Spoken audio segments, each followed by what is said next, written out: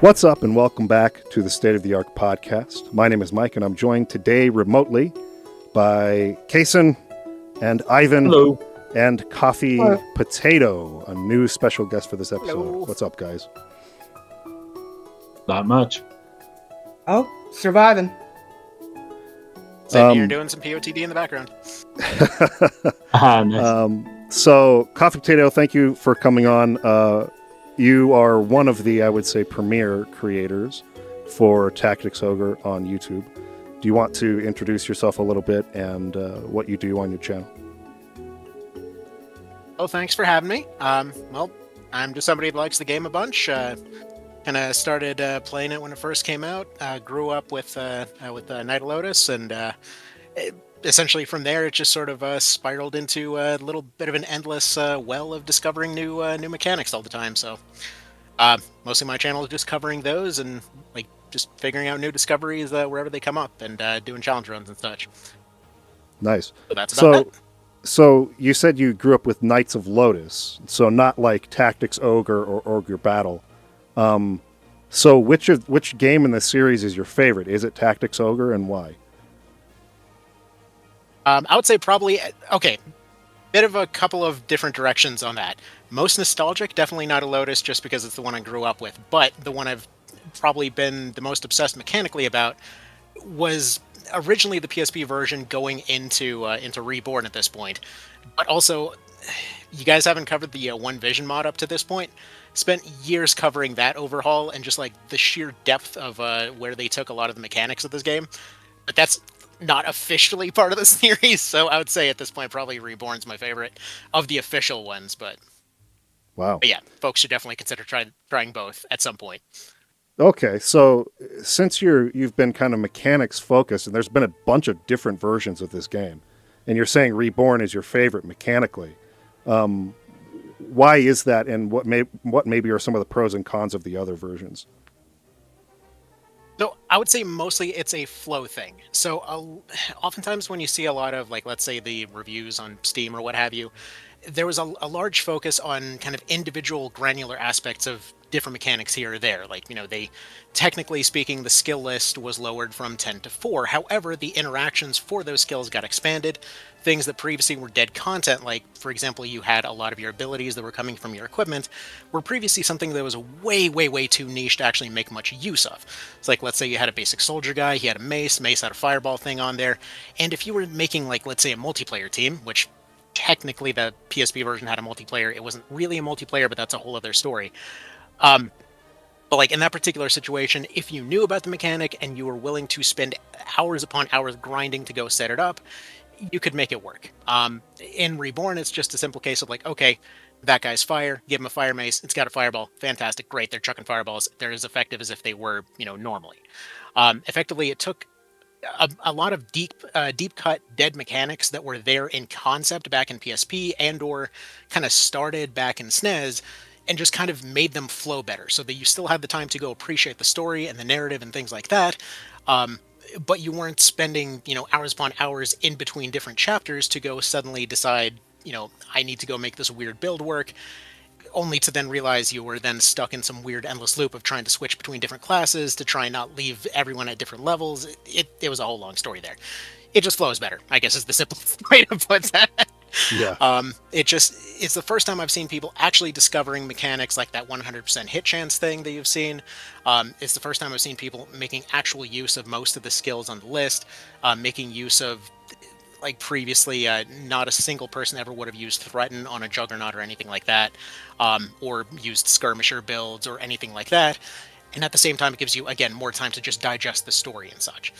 So, kind of keeps you in the world more, so to speak. Nice. I was going to ask you one more question regarding Knights of Lotus, because I've been kind of deciding like what I wanted to do next. Just this is totally a personal anecdote, but I wanted to go back to the original Ogre Battle, maybe just on my own time, and play through that. But and I've played a little bit of Ogre Battle 64 in the past, and I really liked it, so I'm definitely going to do that one. But you said you kind of grew up with Knights of Lotus. You have some nostalgia for it. But what would you say as far as a recommendation for going back to that? Do you think it's really worth putting time into? Personally, yes, and actually, until Reborn came out, it was the one that I was typically recommending for folks to actually start the series with, just because, well, when it comes to like Tactics Ogre proper, it has a very Matsuno thing of like there's a absolute ton of different mechanics, but they're gonna let you figure them out on your own. So Yeah. in Night of Lotus, they were very kind of upfront about a lot of things. Like, okay, here you go. Here's your team. Here's how you have everybody function as a team. Here's like, let's say you have the emblem system, which was just a really cool thing that they did there, where like instead of having a Terror Knight, you have a unit that accomplishes the SNES requirement of a unit getting 25 kills, and now suddenly they just have the Terror Knight effect on all the time. It's just part of their little badge case. The emblem system is really good for conveying a lot of mechanics very clearly. The tutorials are very well handled. The game is relatively short. Like comparatively speaking, you could do a couple of sit downs and get through Night of Lotus. Whereas if you're trying to get through something like Reborn, it's probably going to take you, if you're doing a speed run, 10 hours. If you're doing a full playthrough, 30, 40 hours. If you're sticking into it for the long haul, doing CODA and all that, you might be there for 700 hours. Wow. But when it comes to Night of Lotus, it's just a very kind of, I guess, very packaged experience. It's short, it gets to the point, it has some really solid moments, it's not overly difficult, and in most cases the mechanics from that one are really good at teaching folks what's important for the rest of the series. Nice. Ivan, is there anything you would like to add to that? I know that there are some people who always would like us to talk more about mechanics and things like that, so I wanted to at least get a little bit of talk in that since this is our final episode. Anything you would like to add to anything Coffee Potato has been saying? I love the original Ogre battle. I don't think it's a good fit for the podcast because the storytelling is just not very. It's there, but it's just not very meaty. You know what I mean? It's like you don't have a lot of cutscenes, you don't have a lot of character development, but there is stuff going on there that's when you visit towns and everything. But as far as the gameplay system goes, I think it holds up very well to this day, and I wish they would re-release it with just a few minor quality of life updates, maybe a little mouse integration, and put it on PC as like a mobile game even. It would be great because it is a really fun game that just works. Yeah. I highly recommend it. Yeah, I'm definitely going to play Ogre Battle. I don't know exactly how soon, but I kind of want to go back to that one first. But from there, I'll definitely do Ogre Battle 64. I'm also thinking about doing Crimson Shroud, just another Matsuno game not related to this series. But I could see, Coffee, you have something you're looking to say. Go ahead. Oh, I was just saying yes, please, on the Ogre Battle mobile port. It's a perfect fit for that. I mean, hell, OB64 on a phone, I would really recommend that as the optimal way to actually experience that one. It's a bit of a long one. Anyway, that's all I had to say on that one. Also, Crimson Shroud is great. Yeah, I really want to do that as just kind of a way of sort of completing all of the Matsuno titles, since I'm a big fan of his. And Ogre Battle, which I think is the first in Crimson Shroud, which would be, I guess, technically the last, if you're not counting like his contributions to like Final Fantasy XIV or other side projects like that. It's like the alpha and the omega parts of his career that I need to still look over. So, anyways, thank you both for being on. I want to do a quick shout out as well to Warren Report, who you brought up there for a minute, Coffee. He actually sent in a video that I want to include here, so we'll cut that in. But he doesn't appear on live streams like this in live chats. He's more of a record it ahead of time and release it kind of guy. So,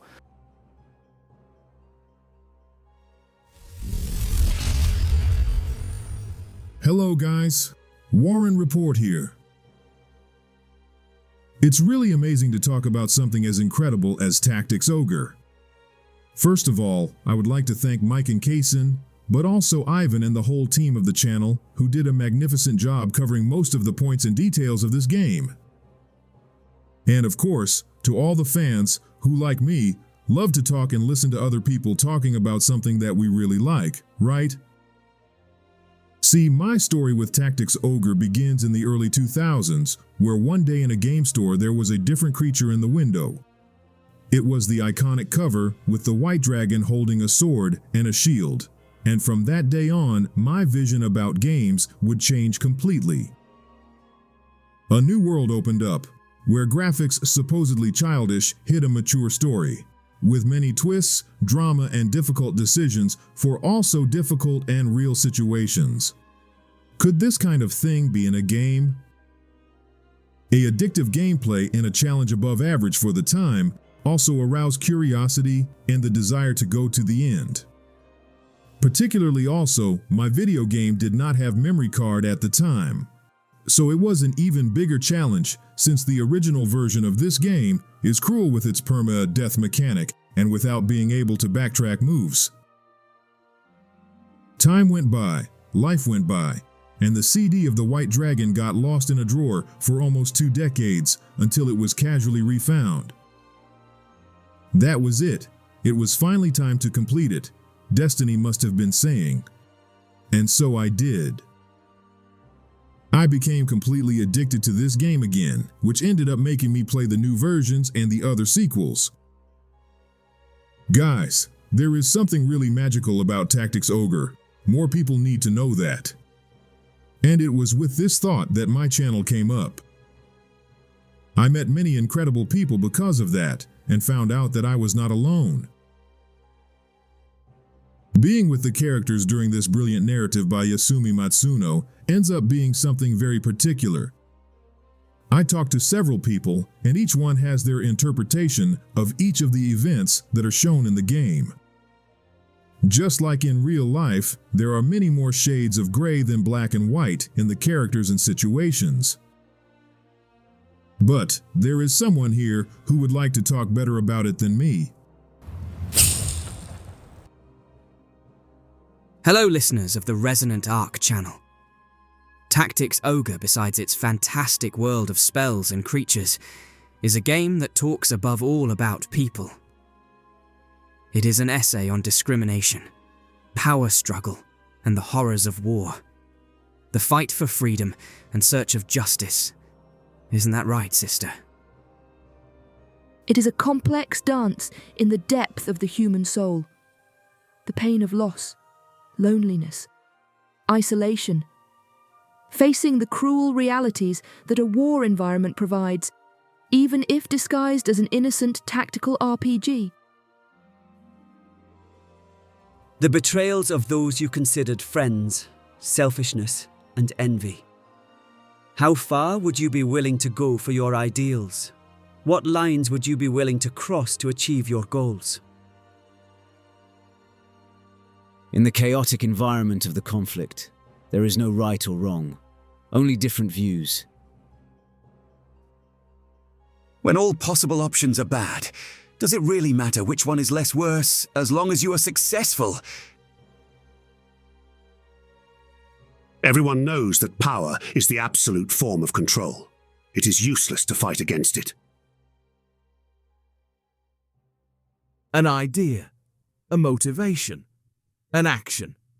All this is capable of changing the world. How many people are slaves of themselves? How many terrible actions are taken by few individuals and end up affecting a majority? Fighting for what is right must be a priority, since you are not risking only your life, but also your soul. That's why this game continues and will continue to be remembered as a true milestone in the history of video games. Valeria and her characters will be engraved in the mind and heart of every player who gives a chance to this classic. This is art. This is Tactics Ogre. Very well then. I want to thank again and recommend to everyone not to be stuck only to this game. There are other great stories and adventures of the Ogre Battle Saga that are as incredible and memorable as this one. There are many new heroes and dilemmas to explore and discover in this fantastic universe. You are all invited to join. May Philaha bless you all, and may the stars always guide your paths. A big hug from your favorite astromancer, Warren Moon. I want to include that, but also there's one creator that I kind of want to apologize to because I've been watching your content. It's Barack C, I think is the name. And I think he's been in our comments sections here during the series. And I would have loved to have you on as well. The thing is that it's been really, really crazy in my schedule the last probably 2 or 3 weeks with work, and just we've got new equipment in the studio and I've been troubleshooting, and we even had some trouble just before we hit record here. So I'm really trying to like nail a lot of things, and there's a lot of stuff going on in my life. So I just did not have the time to officially reach out and make it happen and plan. But I want to point people towards Broxy as well. If you haven't done the CODA DLCs for Tactics Ogre, he's got like movie versions of that, where you can just go and see the story content from the CODA DLCs. And that's where I watched a couple of them, because there was no way I was doing a 100 plus floor dungeon in time to be ready to talk about what's in that DLC for this. So thank you for participating in the comments section and for being here. I just wanted to recognize you and point people your way as well. Okay. So, did you have something else you wanted to add to that, Coffee? Oh, sorry. I was just going to say, I thought you were reading the text on it. We were trying to do a project relatively soonish, but yeah, he's a cool guy. Yeah. Okay. Let me take a look here real quick at something. We're going to start at Cesaro, because we had just left off basically with Balbatos being foiled by, I guess it's technically Vice's plan, where he was going to draw out the main army to, what's the name of the field where they fought again? I keep forgetting the name. Sanji Wield? Yes, the Sanji Wield. Sanji. Yeah. And so Vice fought kind of the main force there. Denim kind of went around, took some other fortresses on his way back to Karitanai, and Balbatos ended up stabbing himself rather than being taken captive. So now we're heading to Cesaro. This is where Zebos is basically, well, interrogating but kind of torturing Vice, right? So Vice has been captured, and Zebos is trying to get Vice to reveal where Denim is. And he's like, oh, how should I know that? You know, he probably ran off somewhere, a coward, or, you know, these types of things. Kind of covering up for him. But then a soldier comes in and gives the news to Zebos that Karitanai has been taken by Denim. And, of course, Vice is like, it actually worked amazing. You know, so he he knew that. So there's a little bit of a scene right there. Did anybody have any notes or anything that they wanted to talk about with that scene? I do think it's interesting that in this route, Vice was willing to be the bait, and that essentially he was willing to endure torture to allow Denim to kind of come in and win the victory at Karitanai. Given what we know about some of Vice's motivations and how jealous he's been of Denim, and that being like a driving factor as to why he made some decisions he made, it's interesting that he would allow Denim to be like kind of in this position rather than he being the one. Now, at the same time, maybe it was the only way. Go ahead, Coffee. I see that you're wanting to... So I just had one small note that one of the routes that you can take on the way back kind of touches upon, like in Reborn, this is one of the few times you'll see this. In PSP and One Vision, it's something you see kind of in the background. But actually, this is for Ogre Battle as well, but there's always somebody weaponizing undead stuff in the background. In that case, it's just your standard Necromancer of the Week showing up, hey, free army, you know, get up off the ground, I got stuff to do. But there's always somebody going and weaponizing that stuff in the background, and oftentimes there's a little bit of a hidden thing with the the clerics and sibyls and stuff in the background. who seem to be almost containing a sort of Walking Dead type situation going on at all times. That there's just, potentially just undead armies showing up after every one of these random little skirmishes. It mostly gets glossed over. But, for example, in PSP, the random encounters, oftentimes you'll see them change depending on what factions we're actually fighting. So, like, later on when you see, like, Templars and stuff getting lost, they end up showing up in the rain and stuff like that. But either way, it's just a cool little detail. You only get that through one of the 2 routes back, though. Yeah. It is really interesting, again, and I think this is something we have touched on a little bit in past episodes, but just how, like, close attention to detail, like the way that they'll do things like that, right? It's kind of amazing. And it's also, it works against the game in certain ways because there's only certain recruitments you can get when it's raining or in very, very specific conditions like this. But I would say that overall, the attention to detail that was put into little things like you're saying, I don't know, just really, really shows how well thought out the world of Tactics Ogre was.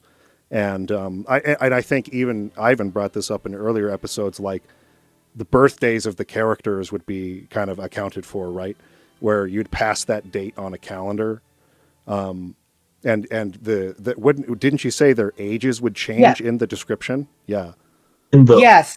The Warren report would track people's ages. So whatever birthday you set for Denim, he would actually age up as the story went on. If you spent a lot of time walking around the map, Denim could be 25 years old by the time the game finishes. This is a bigger mechanic in Ogre Battle 64, where you got little presents when you got a birthday, and they got better and better the older you got. Wow. So you walk around on the map to turn 99 years old before you even started the game. But everybody the had opposite of real life. Just saying. Yeah. The older you get, the worse presents you get. That's how real life works. Yep. Dialogue, Nobody gives you a killer gold. sword when you're 99 years old. Yeah. Dialogue is gold. That was wonderful. Yeah. So there's obviously some ways that sorry. would be abused or whatnot. Go ahead, Ivan. Go ahead and finish your point. The other thing, like little attention to details, is like there is actually a seasonal weather pattern thing that the game tracks. So like whether or not it's raining on a certain map or whether weather turns on you in the middle of combat, it's actually tracked by the calendar. So there's a rainy season and a monsoon season and a dry season, and that would affect a lot of things. So yeah, like I said when we first started out, there is a lot of very simulationist aspects to these games.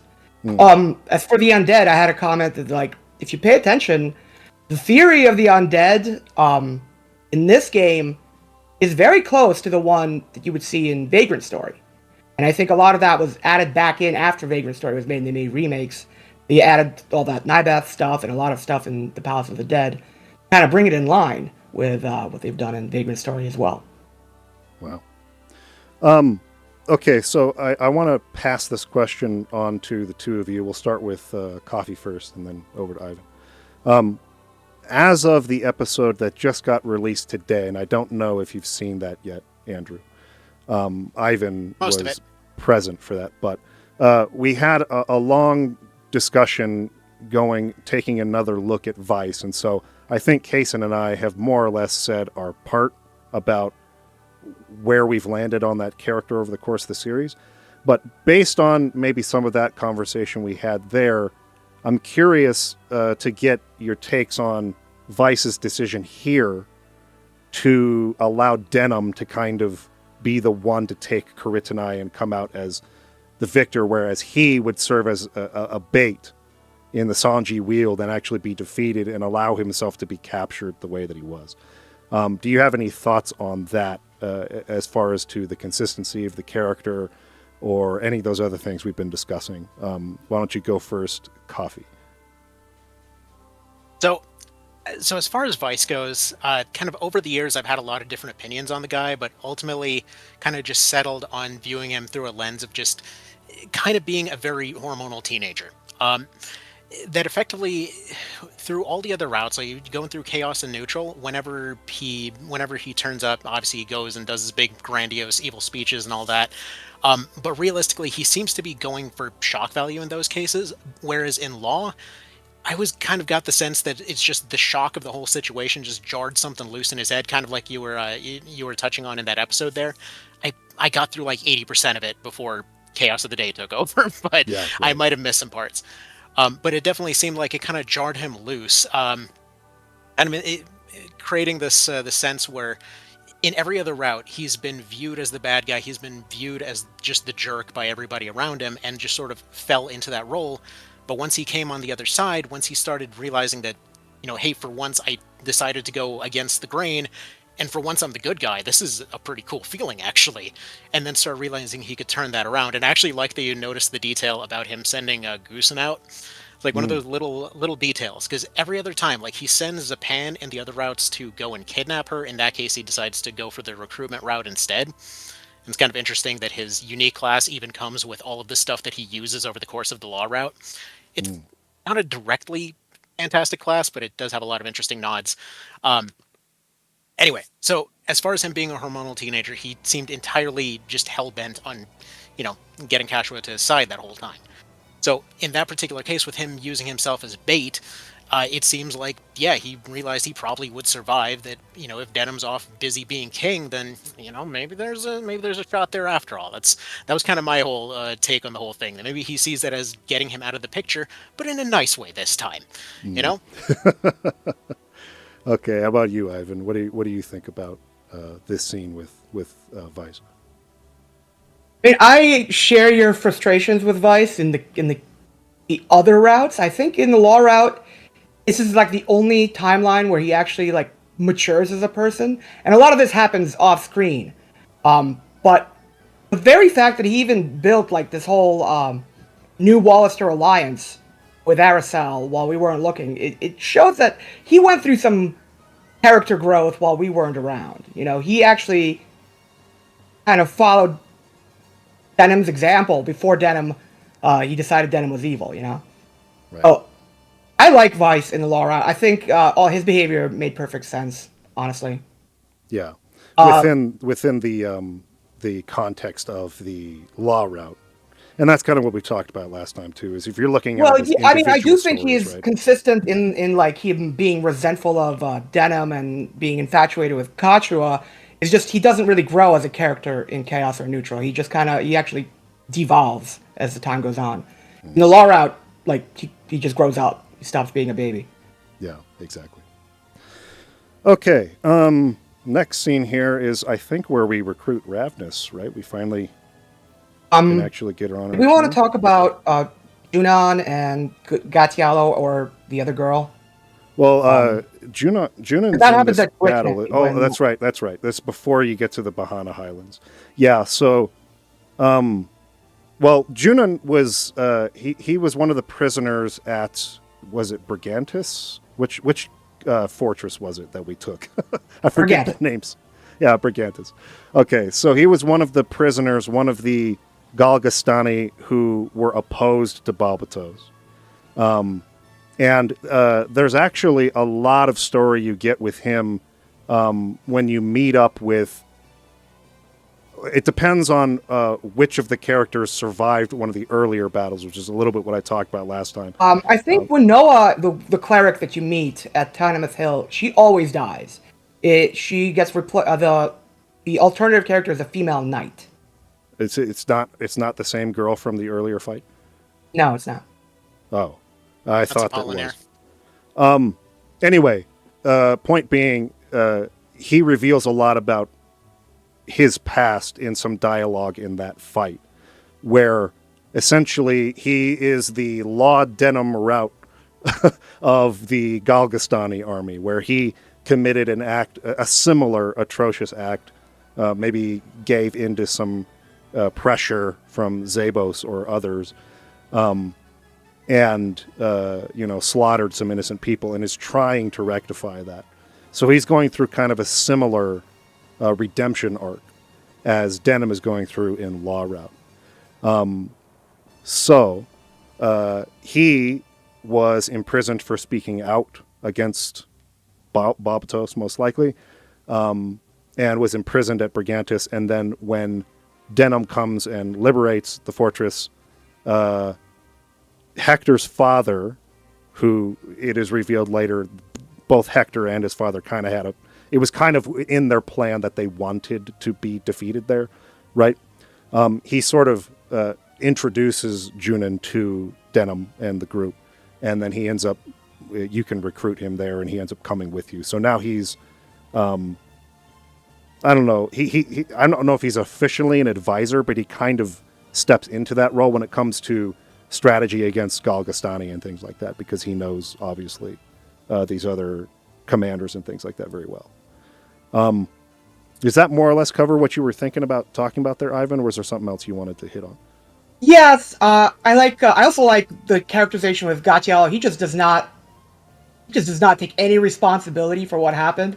Junon's like, you sent me there knowing those people were not traitors. You were sending me there to kill like normal people. You didn't tell me. It's like, well, you found out, and then you still did it anyway. So it's your fault. Yeah, exactly. We'll get to some of that dialogue later because it is pretty good stuff. But that gets us up to the Bahana Highlands, right, where we meet Ravness again. So let's see here. We had met with her earlier, but you're not able to recruit her. She was taken prisoner by some Galgastani, and we kind of walked in on the middle of this, and we had a conversation with her at the end of that, but she wasn't able to like bring herself to join with us at that point. But this is where, in the law route, which is the only route you can get Ravness in, she does actually join up with you at the end. And I think Junin has something to do with that. He has some. Yes, some dialogue here towards the end. If you don't get a dialogue if he doesn't mention about Hector's dad killing himself or about the heir to Galgastan, there's some dialogue that you have to get with Junon in order for Ravness to be recruitable. Yeah. Do you have something that you want to say there, Coffee? Oh, I just wanted to say that during that recruitment, there's a really neat narrative moment. I don't know if it was discussed yet, but when Yunin's coming up and they're introducing each other and all that, he asks, "Are we your enemy?" And the two answers sound the same, but they have a lot more meaning behind them. And it's either you tell them directly what they want to hear, and basically in terms of saying like, "No, you're not the enemy," and he won't believe you, or you tell them how could they be, just kind of offering up a deeper understanding of, this was never the problem to begin with. I just always appreciated that one. Yeah.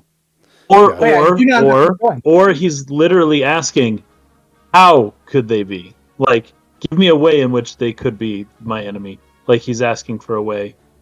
Might be asking for a reason to hate them. Need a technicality. What were we going to say there, Ivan? I saw you were trying to say something. Yeah, because if he doesn't believe you, he doesn't even recommend Junin join your party. He doesn't even mention him. He's just like, okay, that sucks. Yeah. But if you give him the, I never thought of you as an, why would you be my enemy just because you're Galgastani? Oh, it's not my problem. They're like, oh, okay, well, this guy might want to join you then. Yeah. Okay, so back to this battle here. Ravness, and there's another warrior that's with her who seems to... Yeah, he says, I owe you an apology, Ravness. I thought you couldn't be trusted. Forgive me. So looks like a Galgastani warrior who maybe had earlier been a part of this group that had sort of captured her, but now is saying like, oh, I shouldn't have done that. You're not who I thought you were. But then they end up getting surrounded by another Galgastani force who have been pursuing her. Denim again kind of walks in on this, and they have a conversation back and forth. Ravness says, already you lead the armies of Almora. Denim says, Sir Leonar gave his life to make it so. I wanted to get you guys' opinion on this. Sir Leonar gave his life to make it so. Balmamusa, Sir Leonar, how many more must I send to their death? And then Ravness says, a brave man, Sir Leonar. I knew him well. He would bear any dishonor for his country. This was the one point in the game where I was like speaking out loud to the characters Like, what are you talking about? Because Ravness was obviously super pissed at Leonar back at Balma Musa, felt betrayed by him, was insulted by him as far as like her honor goes, for being like a half-blood or whatever it was that he called her there. And I don't know, maybe I missed a Warren report sort of scene, but I don't think the two of them saw each other since that time. But she's talking about him in this way here, and similarly Denham talking about him as if he gave his life when in fact Denham killed him. They fought to the death. On Ravness's part, I don't think she's seen him since Balma Musa, where he called her like a half-blood or whatever the term is that they use in this game, and dishonored her basically and called her a traitor. I would assume she would be furious about all of that. But then on Denham's part, he knows obviously that he didn't give his life. Denham had to take it. Denham had to kill him in combat in order to stop him from pursuing the path that he wanted to, as being the one who would lead the Wallister. So this dialogue from these characters in how they were talking about Leonar came across as strange to me for that reason, but I wanted to get your takes on that. Let's go with Coffee first and then over maybe to Ivan. Okay, so my take on the whole thing is just folks seem to understand that he's basically more of a politician than an actual decent soldier throughout most of it. I mostly point this out because outside of one time, you almost never see him actually win a fight directly, and whenever you do fight him directly, he apparently forgot every skill that his class has. But that being said, every time you run into him, he's going and he's essentially propagandizing for making the Wallister win somehow. Even when you first go and save Cistina there, throughout that whole thing, you can kind of get the sense that he's in control of that whole situation of just like, we have nothing against you, but get the hell out kind of a situation, where it's like, we can't associate with these people, but they're not directly our enemy kind of thing. Whenever he's introducing other factions, he seems to kind of mention all of their strengths ahead of time. I get the sense that he's always just kind of playing the political game in the background. So whenever he's going and dying, folks generally have that understanding that just like Hector off in the background, which I remember you guys didn't really like very much, but generally there's this understanding that if he's dying for a reason, it's probably to further the Wallister in some way. Everyone understands that he's just fully committed to that cause in some way. So whatever he did was probably for that purpose. So like when for example he's saying, it's either you or me, like when you were covering the law side of things, there was that understanding that no matter what way it goes, one of those two has to die, one of them has to lead. And the Chaos route, it's the same thing. His plan is just for somebody to lead and for somebody to be accepted and for his faction to win. Like in Ravness's case, they were enemies, but he was still trying to accomplish that same goal. I think they just appreciate his consistency and loyalty more so than any of the other stuff. And some chaos is happening in the background, so I'm going to mute real quick. Okay, go ahead, Ivan. Yeah, I thought it made sense what they said because, like Leonard tried to kill Denham, but he had totally accepted his death, and he understood that, like, well, if Denham kills me, that's fine too. I'm perfectly okay with that. And if I win, I prefer that. That's okay. You're the one that should kill me. You should take over now. So he was perfectly willing to give his life for the Wallister, and I think they were judging him on that. And I think when Ravness, she was insulted by him. She also says he would not take. He would take on any dishonor for the Wallister cause. She's like, he was a jerk, but he would have been a jerk to anyone who got in the way of what he was trying to accomplish. He really was an ends justify the means. He really was a Wallister patriot, and I think that's really what they're appreciating about him. And he was a very shrewd strategist in terms of both politics and war. I mean, Coffee Potato says he forgot all his skills, but I remember that 4-on-1 fight. He always bullies the entire party. If your Denham's set up wrong, he'll kill you.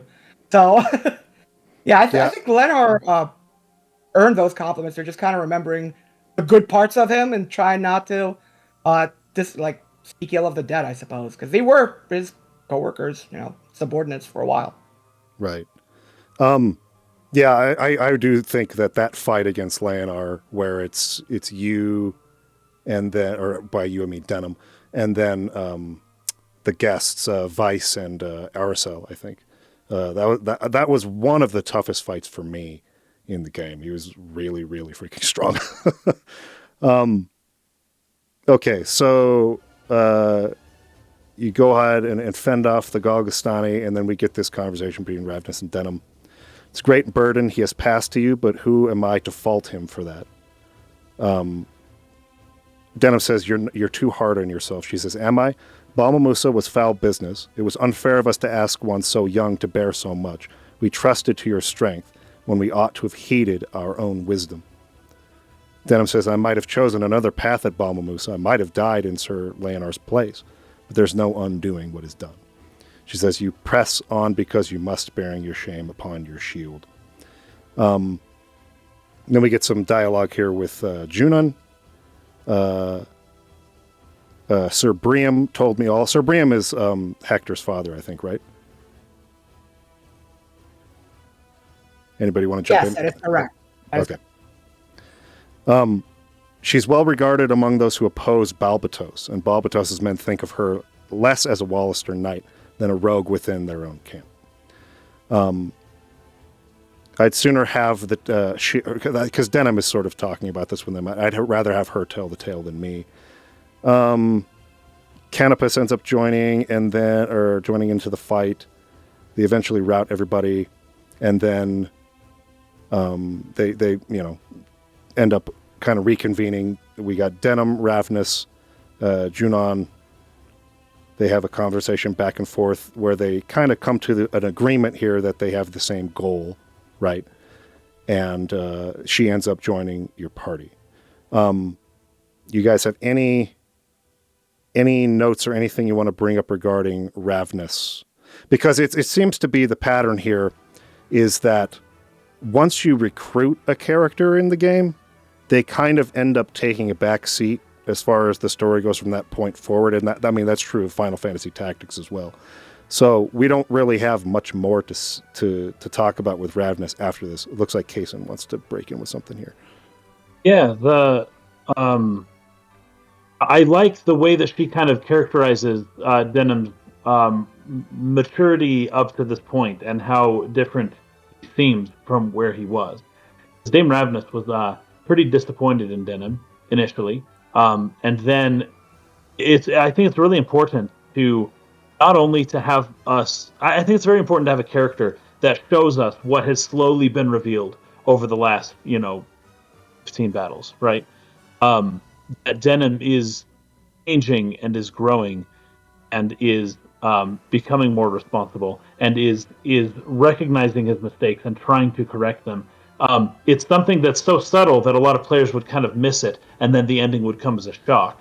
But you see characters like Dame Ravness, who kind of are able to, and also, who is it? I can't remember the other, one of the Liberation Front people, the girl who doesn't, she doesn't want to join us at first, but eventually is like, okay, I finally see that you're doing the right thing. After a long enough period of time, right? Yeah. And so I think it's important to have characters that kind of say it a little bit openly every now and then, right? And Dame Ravness is that one where it kind of makes you kind of pause and reflect and think, Denim is becoming more mature? Like, I guess that's true. Because before she said that, I hadn't really thought of it. Having played all of the other ones before that, I was just kind of going through the game. But when she brings it up, I'm like, you know what? Denim has grown. I'm seeing growth here. I thought that was valuable. Yeah. Okay. I think we can skip ahead a little bit here because we've covered this in other routes. We've already covered how Kashua gets, recruited by Lancelot. We've already covered, Gamp or whatever his name is.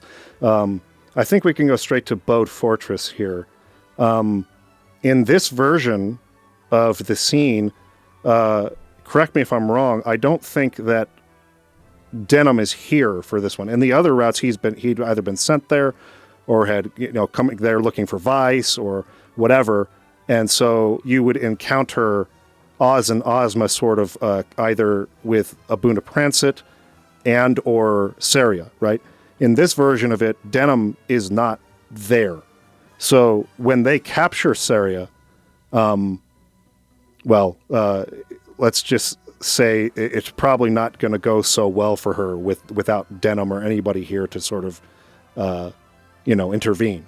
So the scene goes a little bit differently, and let's see. I just want to skip kind of to the end of this. Go ahead. The Valeria Liberation Front still rescued Prancet, and Oz still recovered him at Bode Fortress.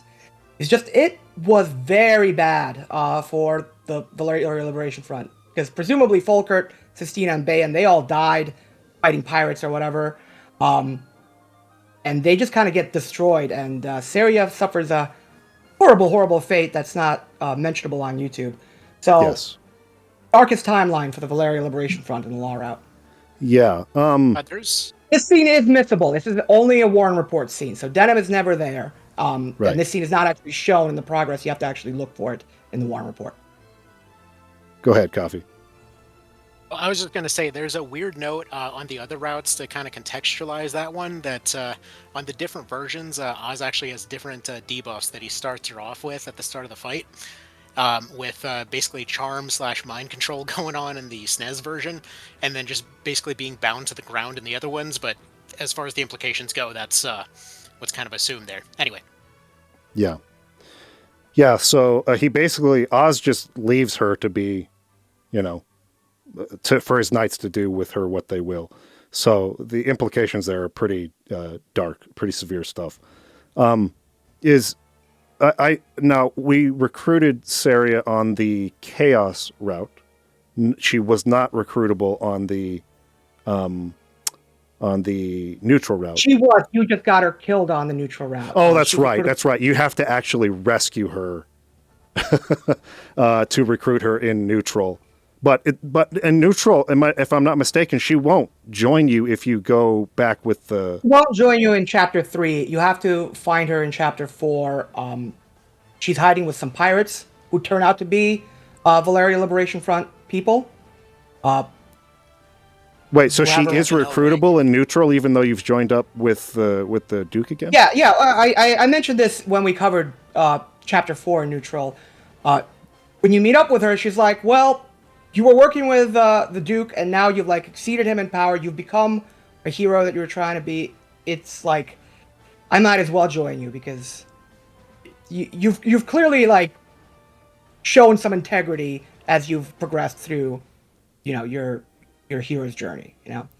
Okay. I had a fresher memory of it when we talked a couple of weeks ago about that. But yeah, she basically says you've actually become the guy you were trying to be last chapter, so I feel okay joining you now. Gotcha. And you get one more character in that case too.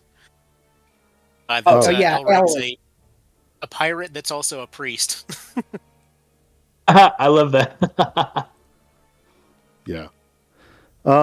Okay, so, but is she recruitable here in the Law route with this having happened?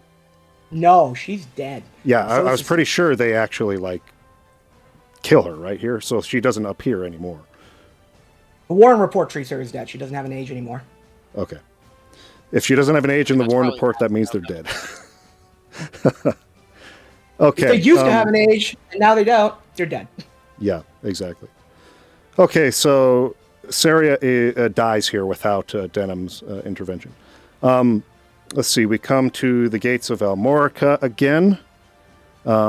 This is where Zabos ran to when he heard that Denim had taken Caritanai. So when he heard that Caritanai had fallen, he's like, okay, well, we'll just go take Almora Castle then. So now you're marching to take back Almora. You fight Gildora first. We've already talked about her plenty in other routes. I think we can skip that one. You got Zabos in the passageway in the battle after that. And Ravness has some dialogue with him if you bring her along. So Zabos says, we may be all that's left of Galgastan's armies, but will not surrender to you. Look well, boy, this is how men of honor meet death.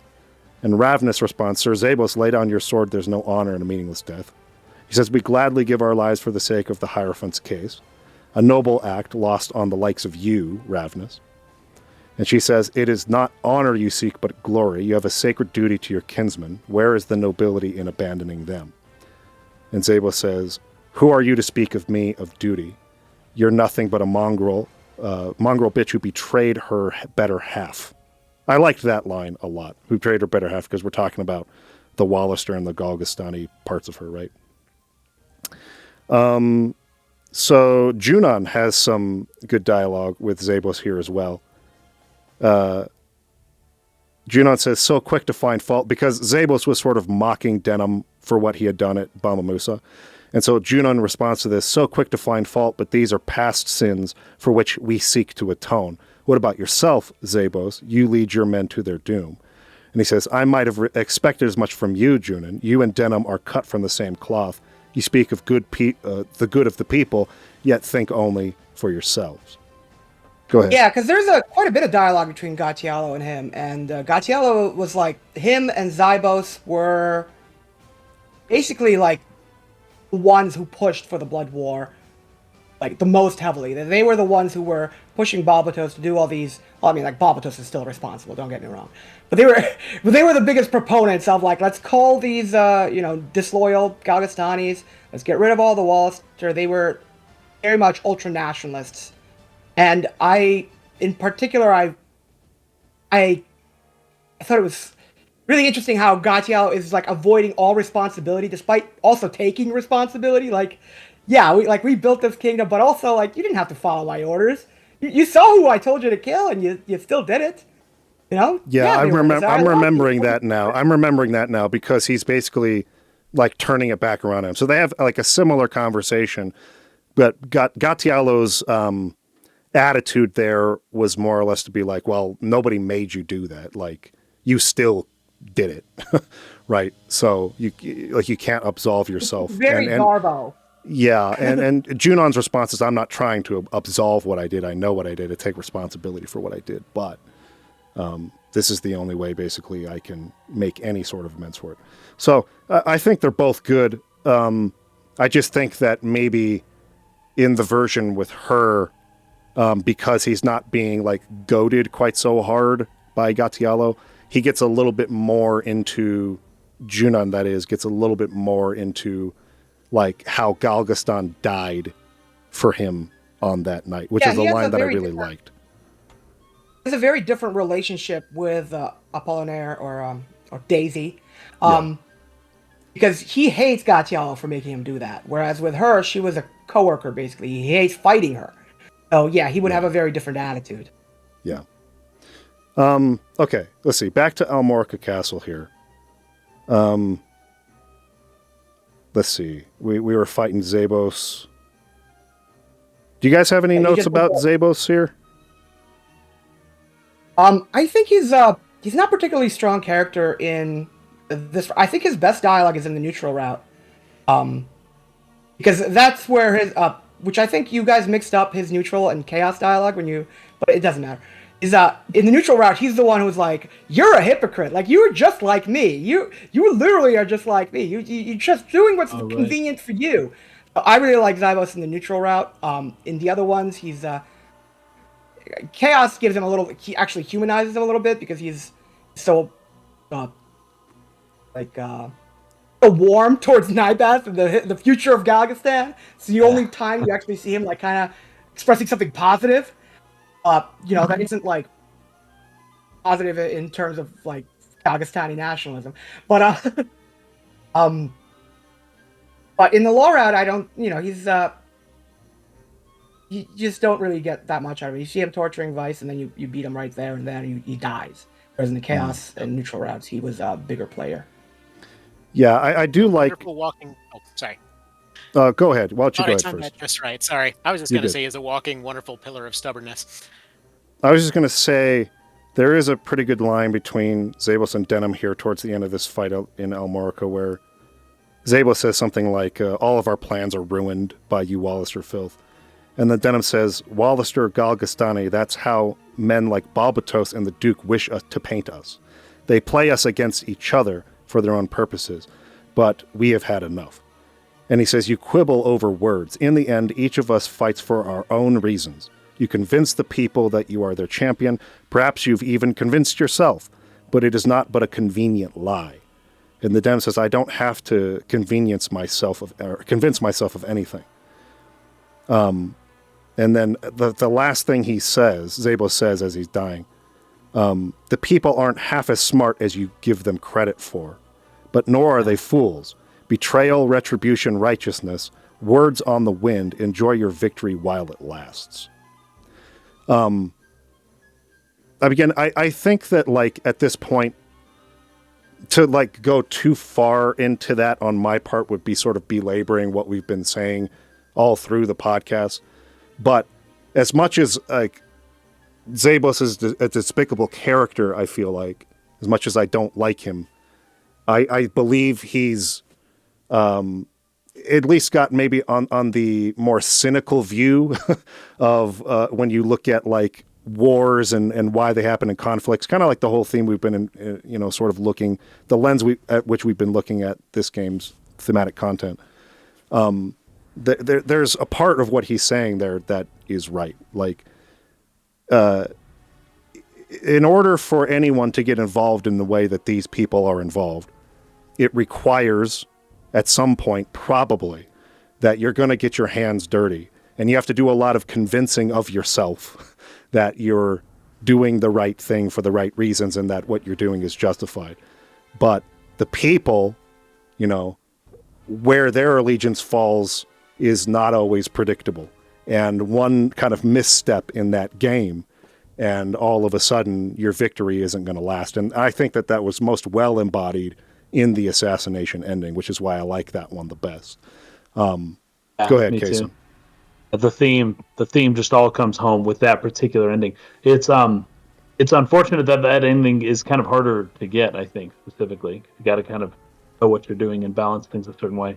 But it really hammers that home, that once you participate, it's kind of what I brought up in the last episode as well. Once you participate in a cycle of death and assassination and whatnot, you just open the doors to it then happening to you, and the cycle just continues. That the only way to really, like, win to win in a way that's more than just delaying the inevitable for a little bit, is to really break that cycle, to completely break it. But once again, just being perfect won't do it, because the people are going to find a way to take you down either way.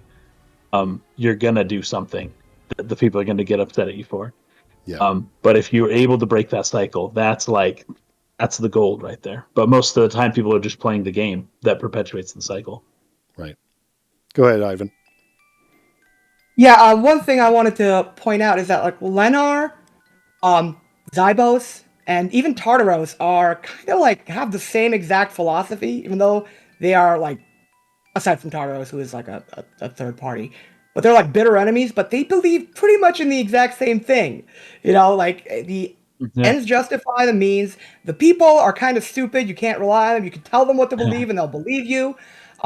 You can use them and make sure, like, figure out what your goal is and accomplish that goal, and everything else is, like, secondary. Like, him and Leonar and Lancelot Tartaros, they kind of, like, reinforce each other's points. Everything they say is kind of like the same guy saying it, if you think about it. Sure. Especially what Leonar tells Denim when you pick the chaotic route at the end of chapter 2, where it's like, okay, you think people could be good? You think they're not selfish? All right, well, go ahead, leave, bye, Denim. But, like, you're gonna see they're terrible. They're gonna kill each other over bread, and you're gonna see it. And when you see it, you want to come back, you let me know. Which is, like, where it picks up in the chaos route when you meet him again.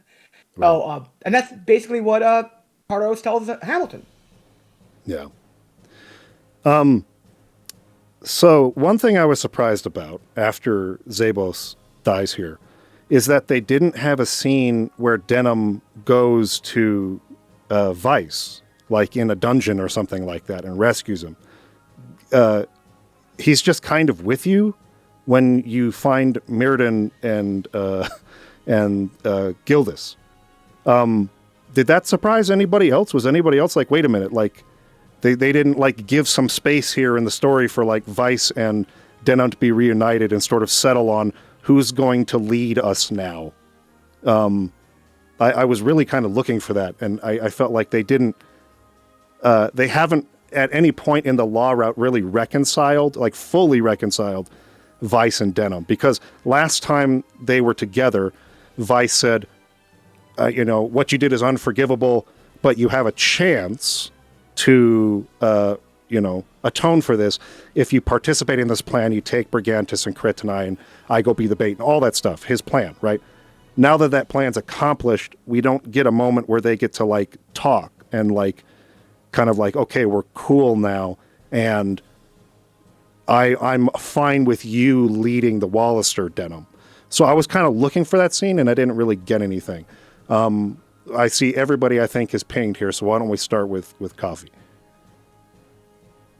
I was just going to say, I'm pretty sure there's a thing in the Warren report at that point saying that everybody joined up, and my understanding was he just sort of, like, he would be lower ranked at that point as far as organizations go. He would have had the smaller army, presumably would have, been outranked.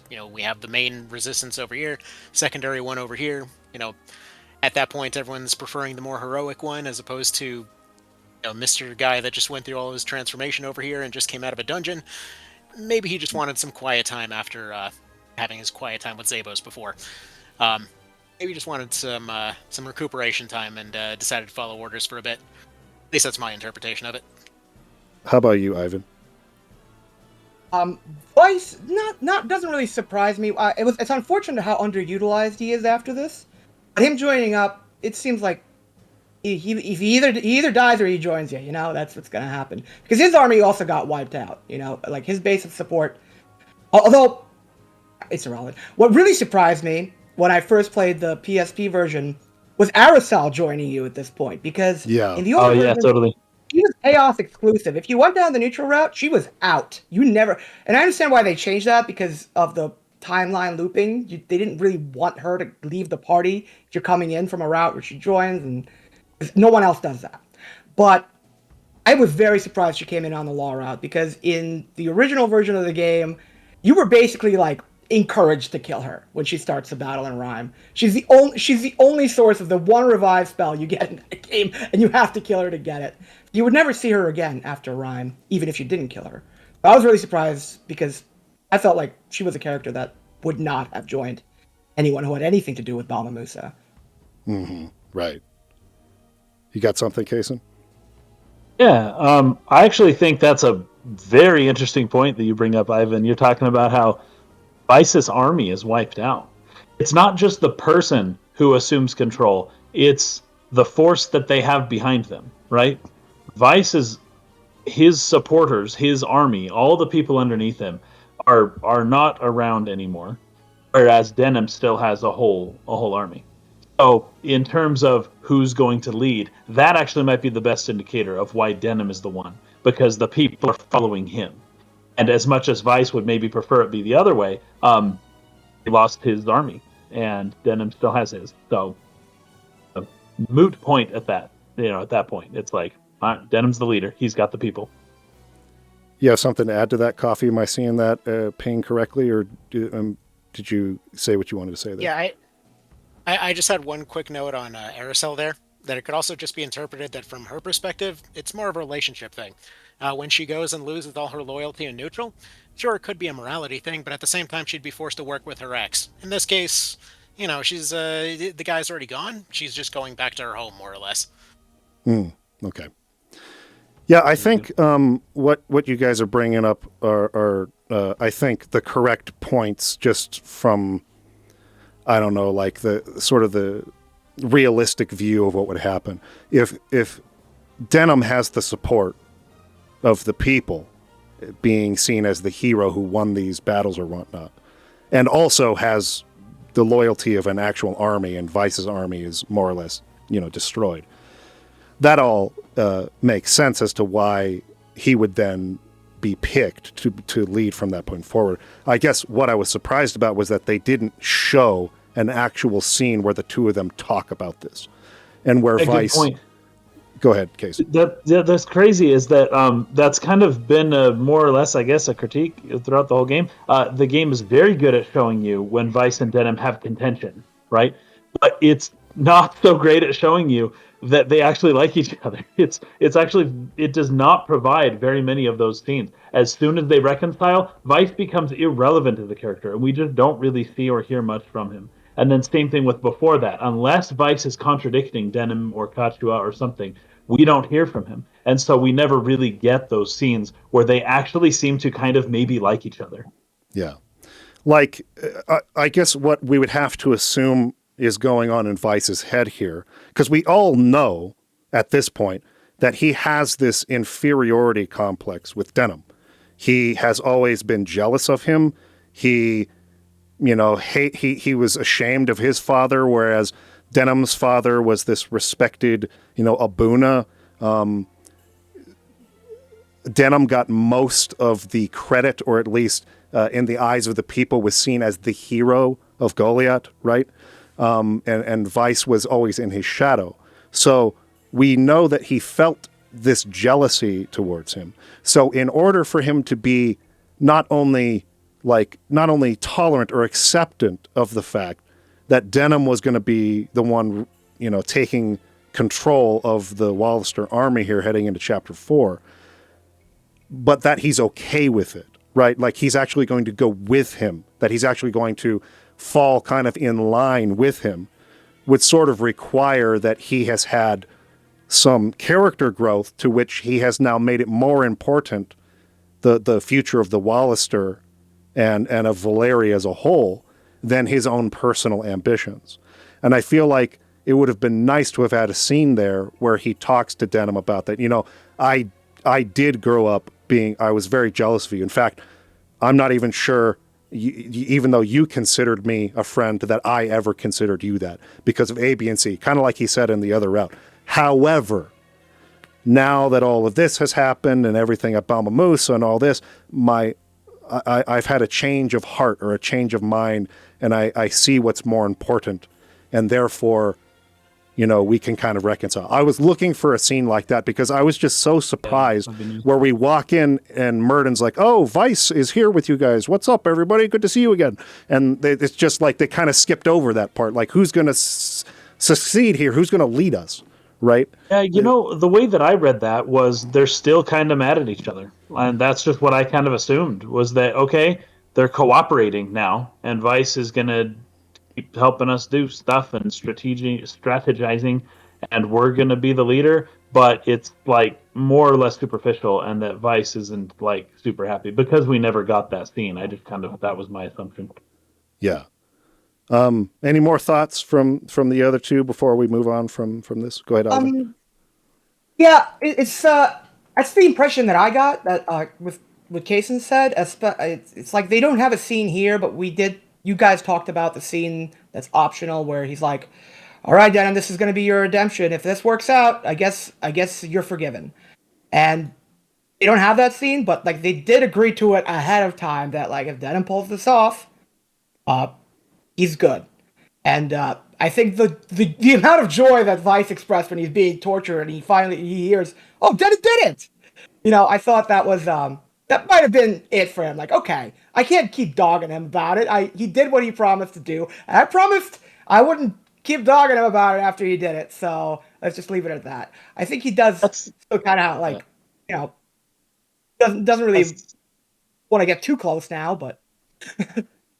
Very good. That scene is probably it, where that's the most excited we see Denim when it's not him being angry, is when he's like, "He actually did it. I can't believe he did it. Wow. I wish that he was like that with you." Kind of like at the end of, what would you call it? The end of Return of the Jedi, with Lando Calrissian and Han Solo, and like, "I can't believe you actually did it." Was that at the end of that one, or was that Empire Strikes Back? Anyways, either way, like this happy reunion of people who maybe used to not like each other. Yeah, that would have been Return of the Jedi for sure. Return of the Jedi? Yeah. It's like, it actually worked. Holy crap. Coffee, anything you want to add before we move on? Oh, no, I was going to say the same thing. That seems hilarious. Like, just in the middle of getting tortured, like, hell yeah, we finally did it. Yeah. Yeah. Okay, so that kind of settles that. When you go and you talk to Murden and Gildas here, Gildas says, well, they talk about Lancelot. Has Lancelot not come back, right? Because we're talking about Holy Knight Lancelot here. Gildas says, I've not seen him since the night of the Bockham attack. They held us at a camp outside Rhime, but we managed to escape. What's next for you? An assault on Phydock, I suppose. Denham says that's the plan, but first we must do something about the Bockham armies at Rhime. If our casualties are too great, we'll never take Phydock. So they have to take Rhime first, and then Phydock after that. And Vice is the one who brings up in this path, in this route, that a passage through the mountain range, the Burnham Massif, would be the only way that they could get some kind of, beat on them or a surprise. So he's the one who suggests that in this route. So you end up going through that path. There's the scene between Branton and Volok, which we've already seen in other routes. But it goes a little differently this time because Vice, we're not in Chaos route where Vice shows up and sort of throws a wrench into this. This time Branton listens to Volok. So Volok is suggesting, hey, don't do that. That's a really rash move. Don't get involved yet. And Branton at the end of this reluctantly gives in, says, I spoke without thinking. Just understand my patience is not without limit. And then, very well, we'll wait. So a little bit different at the end just because Vice doesn't show up. Then we get to Rhime. And this was really interesting because this, let's see, we've recruited Hoberin before this point, right? He's with us in the army. I think yes. so. No, you're not in the law route. I mean, he's in your army because you recruited him in the neutral and chaotic routes. I mean, he's unavoidable. This is where you recruit him in the law route, right? Okay. This is his first appearance. Yeah. I really liked this because this sort of starts the recruitment quest for Osma too, because Osma is really surprised to see him here. How is this possible? How are you even alive? And Hoberin tries to play it off no, you got the wrong person. And so she's like, no, I don't. And anyway, you end up having a battle here, but Osma leaves this fight in basically total shock that Hoberin is alive. I can see that Coffee Potato is wanting to chime in here. Go ahead. Sorry, I was trying to chime in a couple notes ago. That path through the mountains. Little detail, but I thought it was kind of an interesting one. That when it comes to the path through the mountains, only neutral route actually has a bunch of hostile dragons there. The other two routes is actually a safer route where you don't even have to fight most of the stuff on there. You get rid of the lizards and skeletons and you just walk on through. Weird little detail, but basically both Vice and Denham figure out the better route. When the actual Wallisters send him through, they send him through a more dangerous path for some reason. That's anyway, crazy. Sorry. Carry on. Go ahead, Ivan. Yeah, it's this route. The dialogue at the beginning of chapter 3 when they would Balzaphon and choose out Barbas and they introduce Oz and Ozma. There's actually a slight difference in the dialogue because the relationship between Balzaphon and Ozma only exists really in this route. And they're actually betrothed. They're set to be married. Right. Which hasn't been mentioned, but it's going to be relevant in terms of why Ozma, the Dark Knight, would actually want to join Denham. Because, by the way, this is an addition starting from the PSP remake. In the original version of the game, you killed Ozma right here. For good. Wow. Oh, wow. So in this fight, basically Ozma's story would have come to an end. They added the fact that she had been betrothed at first to Hoberin, but then when she thought Hoberin was dead, now she's engaged to Balzaphon himself. Yes. That's crazy. Okay. Yeah, so basically that's kind of the whole plot that gets started here. And you learn a little bit more about Balzaphon. There's a whole scene later on where Hoberin basically reveals what happened. So anyways, at the end of this battle, Ozma leaves. She goes back, and you get a scene between her and Balzaphon where it is shown that the two of them are supposed to be getting married now. She sort of challenges him hey, Hoberin's still alive. did you know that? And he tries to play it off like, oh, I didn't know. Like, I swear, like I thought I was telling the truth that he was dead and whatnot. Right. But then later on in the battle, because it's kind of hard. You kind of need to know the steps for recruiting her as well in chapter 4, which is later. But there's a certain battle that you fight, and then you have to go into the Warren report and read an entry there before you go into the next battle in order to be able to recruit her in that next battle. So there's kind of just like a little, wrench thrown in there that you need to know if you actually want this to go the right way. But you go into a battle there. I think Volok is in that battle. Are there any other Dark Knights, or is it Volok and Osma in the battle? In the original version of the game, you never fought Alzaphon and you never fought Volok. They were just like story only characters, and they actually did have in the game mechanics, they actually had stuff. They were kind of glitched and they didn't work, so they weren't in the game. So the fight with Volok is like the only time you ever face him in battle, and Balzaphon was added as like Oz's tag team companion in the final fight here. At Phydock, right? So instead of fighting Osma at Phydock, but I'm talking about in the recruitment battle for Osma in chapter 4. Oh yeah, it's just Volok. There's another scene before that, where they discuss it's a unique scene to the lore route where all the Dark Knights are gathered together in Bernicia and discussing their situation with Osma. That's where she decides, like, okay, I'm out. But Volok is the only one that fights in that battle. Yeah, okay. And so you have to get him to escape first, and then she'll join. Only then. Right. Yeah. So then, if she survives that battle and you fend off Volok and the rest of the enemies in that battle, then you have a conversation privately with Hoberim and Osma and Denham, where Hoberim explains what happened. Like, Balzaphon was essentially trying to get his father, who was, I think, a member of the Senate in Lotus and Lothlorien, I think, basically to, I guess, the easiest way to put the... Go ahead. Volrag, I think that was his name, Vorgas was a senator in Lotus. This was before the High Priest came to power. He was seeing that Tartaros's Lothlorien and Valian's action was gaining power, so he sent both Hoberim and Balzaphon to join Tartaros in the Lothlorien Order as basically like double agents. They would be working for the Senate and but they would be pretend to be loyal to the Dark Knights. But during their, while they were working with the Lothlorien, Balzaphon was recruited by Tartarus. He became a true believer in his cause, and he was like, "Okay, let's do this coup. Let's take over Lotus. Let's get rid of that Senate. They're useless." So he tries to go to his father and Hoberim, like, "Okay, guys, you coming along?" And Hoberim's like, "No, that's not what we want to do." And Vorgas is like, "Never, absolutely not." All right, give me a second. So Balzaphon has Vorgas killed. He has Hoberim blinded. He has their mother killed as well.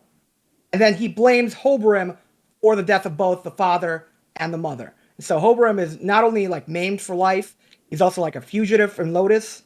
And he steals his girl too. Yeah. Balzaphon is and Coffee Potato pointed out he's kind of Revolver Ocelot. He's got chronic backstabbing disorder. And he also looks like him too. I think they're both based on the same character.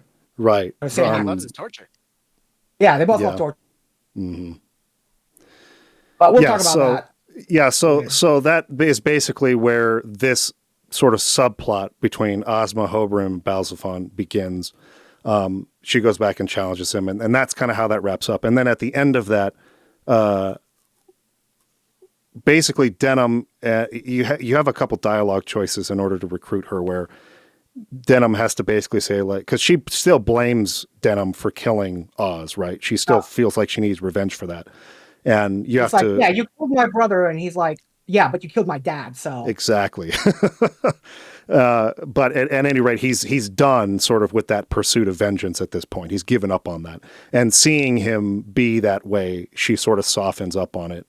And she's furious, of course, with Balsafon and the other knights for having lied to her about all this because she had loved Hobrim. So she decides to join with us from that point. So that's where that whole plot goes with Osma here.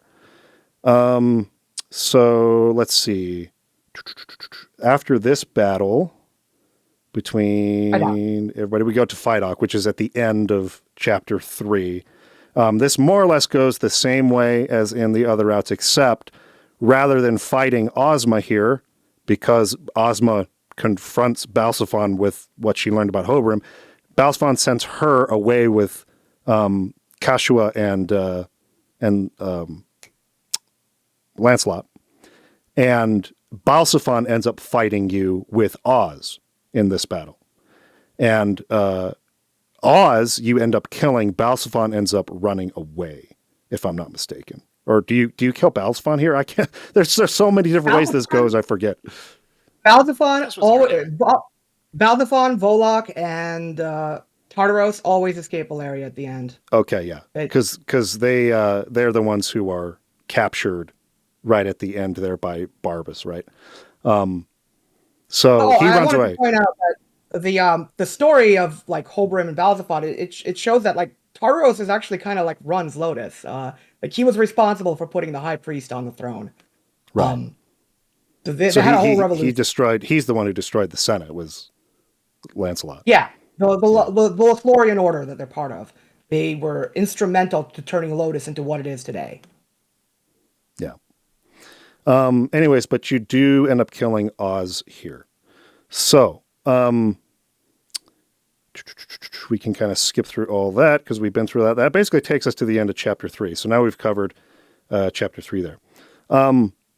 The only things that I wanted to talk about that are maybe different in this path for chapter 4. One, Vice is with you, but like we've been saying, he doesn't really participate in the narrative much, which is kind of a thing for recruitable characters in the game. Once you recruit them, they kind of just take a back seat. He does have a little bit of battle dialogue. You find out that Barbas was the one who killed his dad, and yes, he can talk to Joshua, but that's about it for his contribution. Yeah, because that's in CODA 4, I believe, right, where you see that happen. No, actually, it's in the dialogue at Almora Castle if you bring Vice with you. Oh, that's gotcha. the guy who killed my dad. Gotcha. Okay. It's got a ton of dialogue too, like with everybody in the team. It's kind of nuts by comparison. What are some examples of that? Like pretty much every one of the Zenobians has lines there. You got Vice having lines there. I want to say Hobrim might have lines there too. Hobrim does not. Just, Canopus, Gilded, Mirrodin, Vice, Osma, they all have conversations with Barbas. Osma, that's what I'm thinking of, yeah.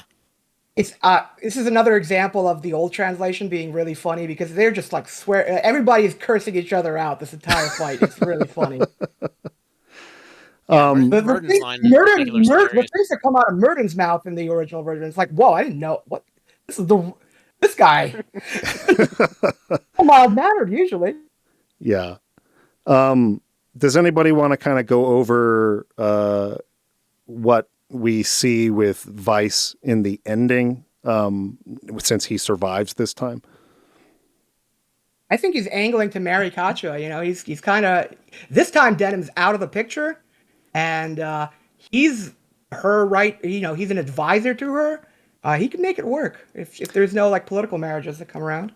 Yeah, this sort of brought to mind what Kaysen has been talking about through the podcast, where he was sort of Vice. Maybe some of the jealousy towards Denham was related to her like obsession with Denham and Vice's inability to sort of like, you know, make a move there. Like she won't do anything other than whatever Denham says. But at the end of this route where she becomes the queen, Denham wants to get out of the way as to not complicate the political situation there, whereas some people might have favored him or whatnot. So he just wants to kind of get out of her way. She seems surprisingly okay with this, um, given how much she had been hell bent on him never leaving her. But Vice sees that. I kind of got that sense too, as an opportunity for him to kind of finally Denim's out of the way, and I can make a move here. So I thought that was interesting. Do you guys want to just move? I'm sorry. Go ahead. Sorry, I was gonna just point out one note that he technically are we covering CODA yet? We're about to get into it. Right, that's what I wanted to like. Dang it! I was gonna say he technically makes a move. Yeah, he kind of does. Yeah, we haven't gotten to CODA yet, but let's cover the part where like Kachua joins you and like talk about her when finally we got her on our team. Like, everybody's got the princess ending now, right? Yes. Why don't you go ahead and spearhead that? I mean, Ivan, go ahead and spearhead that. Okay. Yeah, no, it's just as soon as she shows up, as soon as you rescue her, suddenly she is back to being the voice of reason, hyper competent. Everybody kind of like, wow, she's actually really good at this. Yeah, totally. Very reasonable all of a sudden, like even with Denim, except for the thing like Denim's like, please, like, you know, you are the princess. We probably shouldn't have you on the battlefield. Kind of stupid. You might die. She's like, no, I'll be fine. But the thing is, like, she can die. If you get her killed, it's a whole other scenario that'll get you back the assassination ending if you want, you know? Very good. That could turn out to be a stupid move. If she dies right after, then Denim has to deal with a whole mutiny of Fusiliers, which is why this is called the shotgun quest, because back in the old version of the game, there were only three guns. You got the rimfire from Barbas, you got the rifle from Gamp if you recruited him, and then that was the only two. But if you got your killed before you got the Rhime, came back to Thydok and like dealt with that whole situation, you had to fight a mutiny against a bunch of guys with guns, and that's how you earned a shotgun. It wasn't even the best gun in the game. Nice. Wow. So it was a total. It just goofy. What did you guys have to about Kachua and her leadership ability? Well, I had something here, and it's mostly about the Kachua's little speech that she gives when she's the queen. I guess she's the queen, right? She's the queen now. Well, she gets crowned at the very end, but yeah.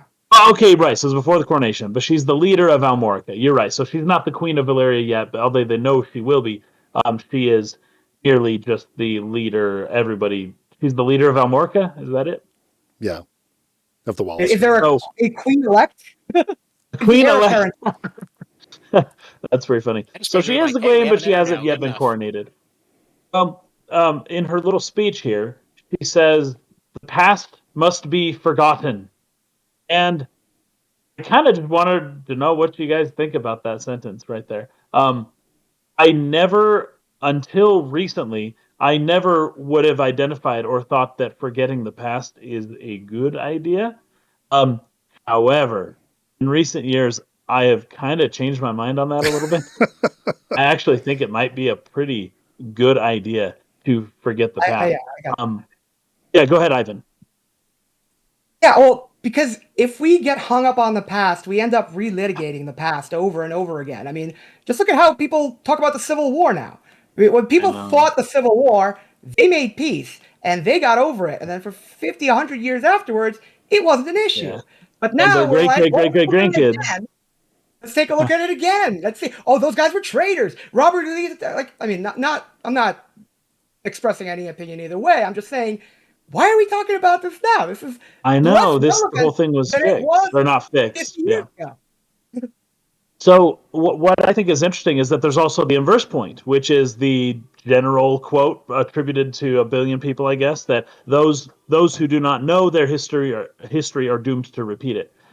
But I think that the history is going to repeat. If you don't know it, the history will repeat and it'll surprise you. If you do know it, people, it's almost serves as a game plan. You know, the full where version like of that. evil people can be like, this is how we do, and history ends up repeating anyways, whether you know it or not. And that's kind of what I've slowly kind of realized, is that like these things continue to happen over and over, and it actually doesn't make a difference that your historians like know that it's happened in the past. You can even see right now some things are starting to swell, and it's like, it doesn't matter. We all know the history. Like we're like societies nowadays, in terms of the high societies, are like 95% literate, and most of them are educated, and we totally know the history. Doesn't matter. It's gonna happen anyways. It's like there's some other forces at work it's or those something that know that are wanting things to happen, and the past almost serves as a playbook. Be like, so this is how you do it. Okay, well, Caesar did it wrong, but Napoleon screwed up here. So Hitler, but Hitler did it wrong. Okay, so this is what we're going to do this time. And it's like, okay, forgetting that any of that ever happened might actually be just as good as remembering it so that evil people can use it as a playbook. It's, those who don't know history are doomed to repeat it, and those who do know history are doomed to sit there and watch them repeat it. There you go. Exactly. So it just doesn't make a difference. So it's probably better to just forget it then. Just replace the line with "be excellent to each other." Be excellent and party on, dudes. And party on, dudes. That's the key. Okay, so anyways, Kachua does explain a little bit later on, but this is more towards the very end of the game. He says, remember, but do not cling to the hatred. It's a little different from what she was saying here at this point. But still pretty good stuff. Like, I guess remember, but just remembering can then be used by politicians in certain ways. Remembrance is a way to get people to start hating and stuff.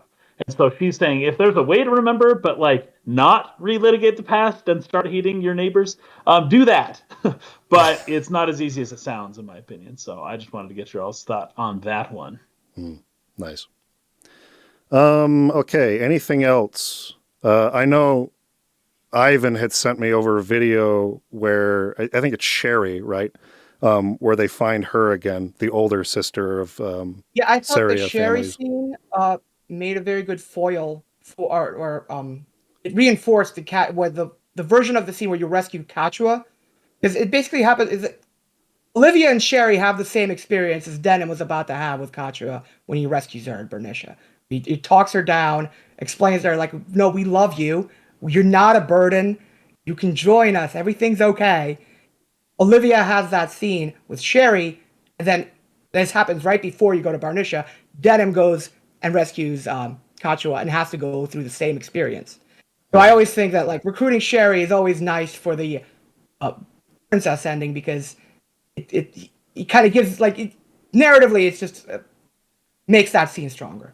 Yeah, I did like the dialogue in particular in that scene. And you're right. I think it does mirror a little bit Denim and Kashua's own sort of reuniting, the kind of the work they have to do to forgive each other and get back on the same page again.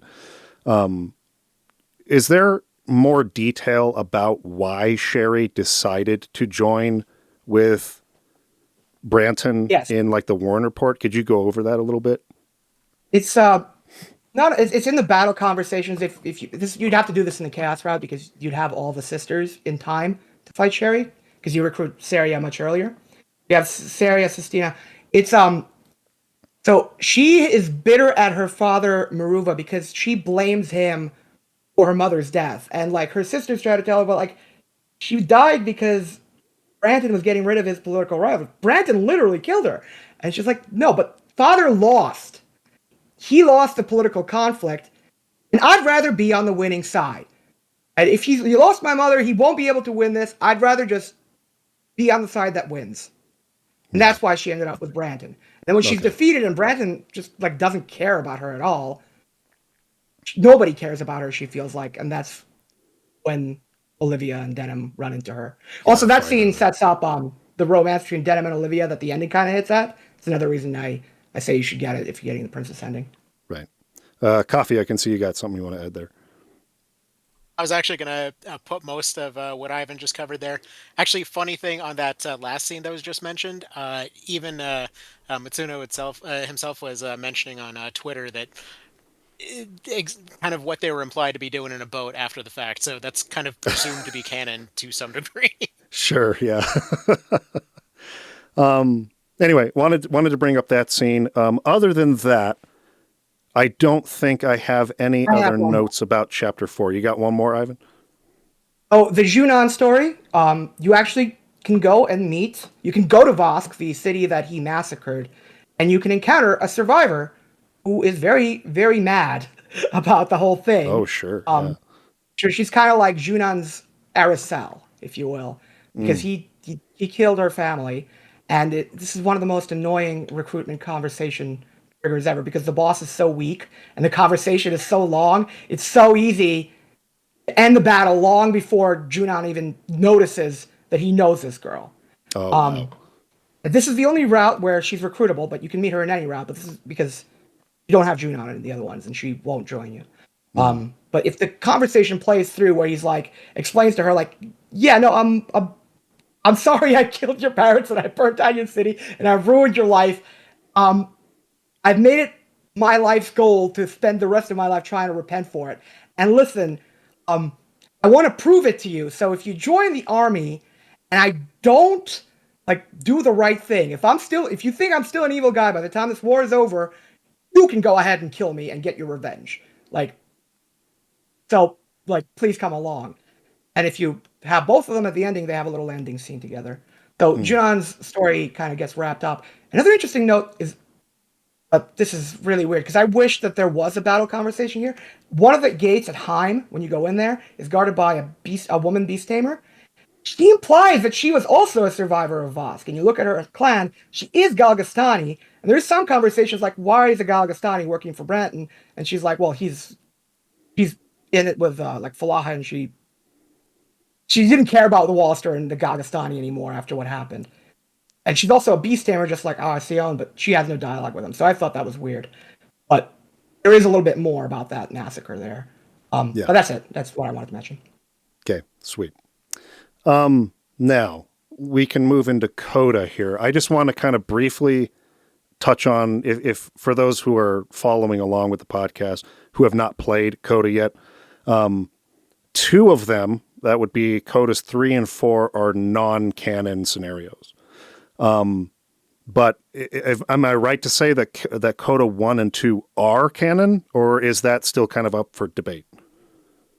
I think CODA 1, there's nothing about it that would suggest that it isn't canon. I mean, there's nothing that it's mostly two I'm thinking of. CODA 2, we're not because the ending of Ogre Battle kind of suggests that Warren dies. But in CODA 2, you very specifically, it's called the Search for Warren. You go down Palace of the Dead. You meet the King of Brigantis, Roderick, who was Dorgala's arch enemy. There's a whole thing about him, but I don't really want to get into it. But yeah, CODA 2, I'm not. It probably is canon because it's like they rescued Warren and they went back, but it kind of modifies the ending scene because all of this takes place before the coronation of the ending, which you would get after you beat the game. It's kind of like retroactive. Yeah. CODA 2, I'm not. CODA 3 and 4 are 100% not canon. But if you beat CODA 3 with all of the Zenobians that you can recruit, including Deneb and Lancelot and all of them, there is a scene that plays out that they all went back to Zenobia. They have a cute conversation.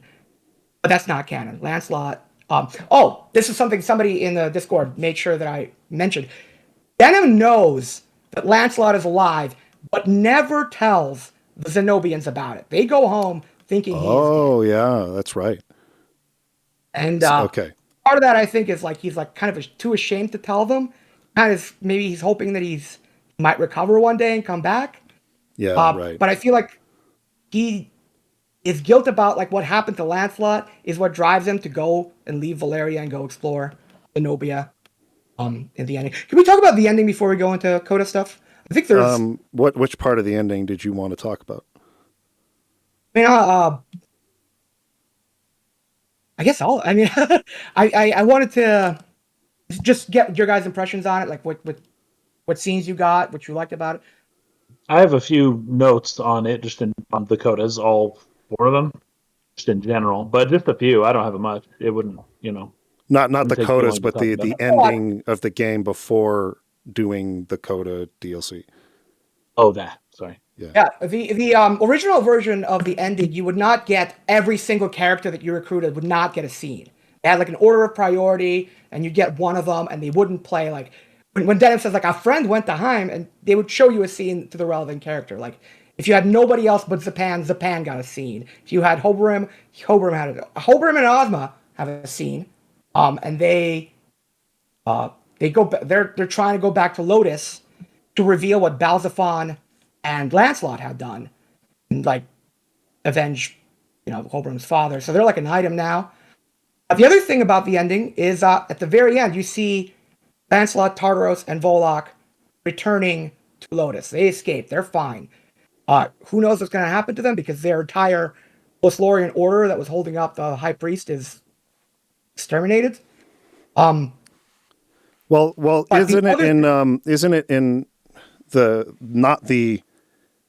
okay, so not princess ending and not assassination ending, but the other one, isn't it alluded to there that Lancelot returns with a freaking huge army to like come after Denim and Valeria? Well, they don't name him directly. They say Lotus is coming though. Yeah. Okay, and so they don't that's say why Lancelot. you don't see him after Rhime, so you assume he's alive. So yeah, in this scene, it's very explicit, like he returns.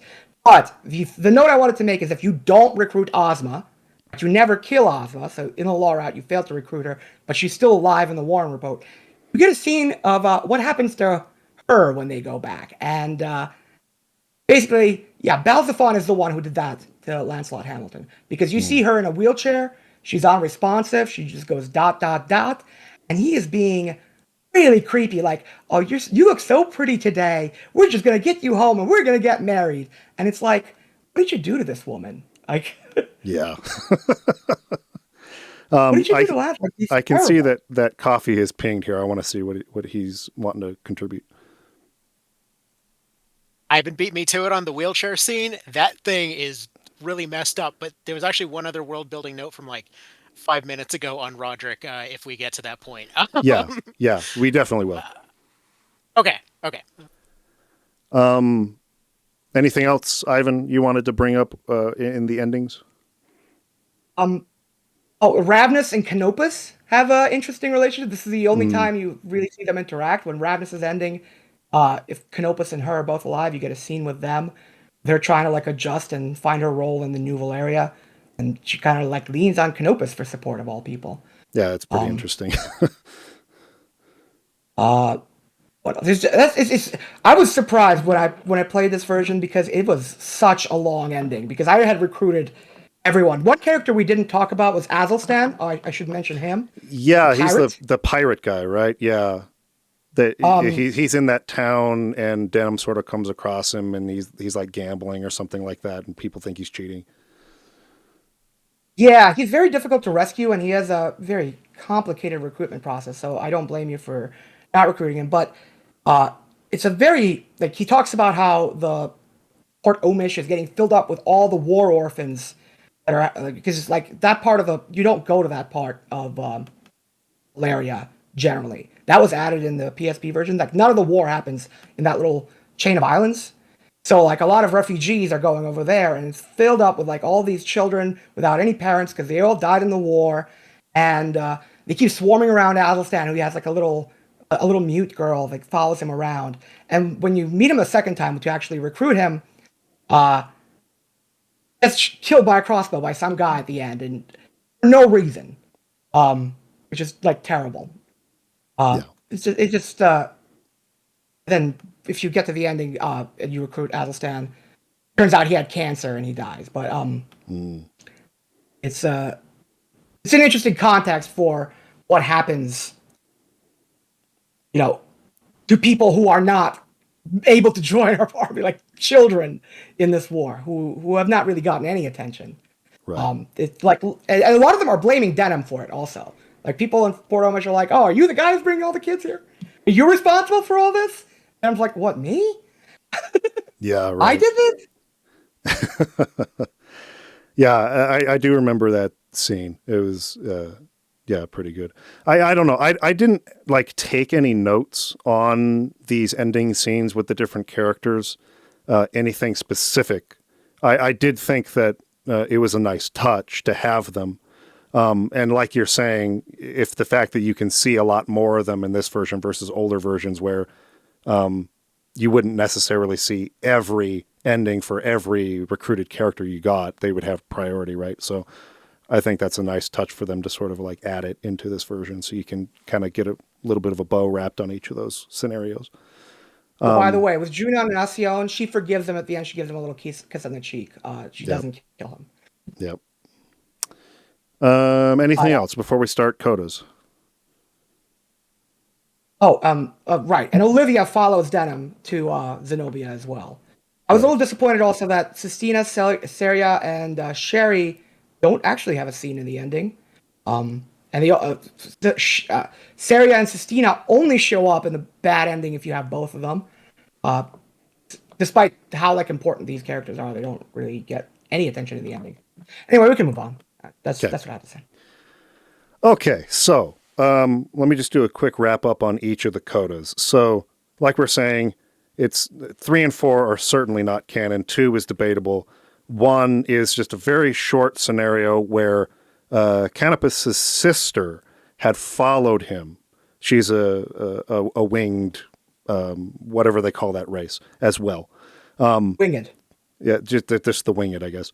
So she had tried to follow him to Valeria. And you come across like in a town square, basically, she's there like singing. She's a singer. She has a beautiful voice. And before that, though, they get in a brawl. There's like this big like fight. Yeah. I thought it was hilarious, actually. I thought it was so funny the way that all started. And you keep getting a dialogue choice, like, do we run or we keep fighting? Yeah, and then you can just keep going. It's hilarious, though. It's really funny. Proceed, Mike. Anyways, well, that comes right after because they're talking about how it's so rare to find a winged, like a female winged. And Gildas is explaining Canopus's sister as being one that he knows. And when Canopus shows up, he's like, wait, that is her. That's Uria. And goes up, and this is where a big fight happens, and she ends up leaving. Then you sort of pursue her. You find out she was actually possessed by this sort of like sorceress creature called a Witcher, which is a Wicce. Oh, right. Yeah, and her name is Sirena, which is obviously a reference to a siren, right? Yes, right. Siren. Creepy. Yes. Oh, Siren. Sirena? Come on. Siren. Okay, gotcha. And the sirens would sing a song and lure people and eat them. Yeah. So some pirates had attacked Uria's ship. Cyrene had arrived there and sort of rescued her from the pirates, but in doing so also possessed her body. And so then Canopus and Denim and everyone go after her. They beat Cyrene, and it's revealed, oh no, like, you killed her, like she couldn't help it. This is the type of creature she is, but she had saved me. And so the song that she'd been singing about these two people being one, which had sounded more like a romantic kind of thing, in context here was really just these two. It was Cyrene and her kind of being combined into one soul or whatever. So that's number one, and we can get more into that in a second. Number two is the Knights of Zenobia want to go back and rescue Warren from behind the Chaos Gate. He was sealed inside the Chaos Gate after the fight with the final boss.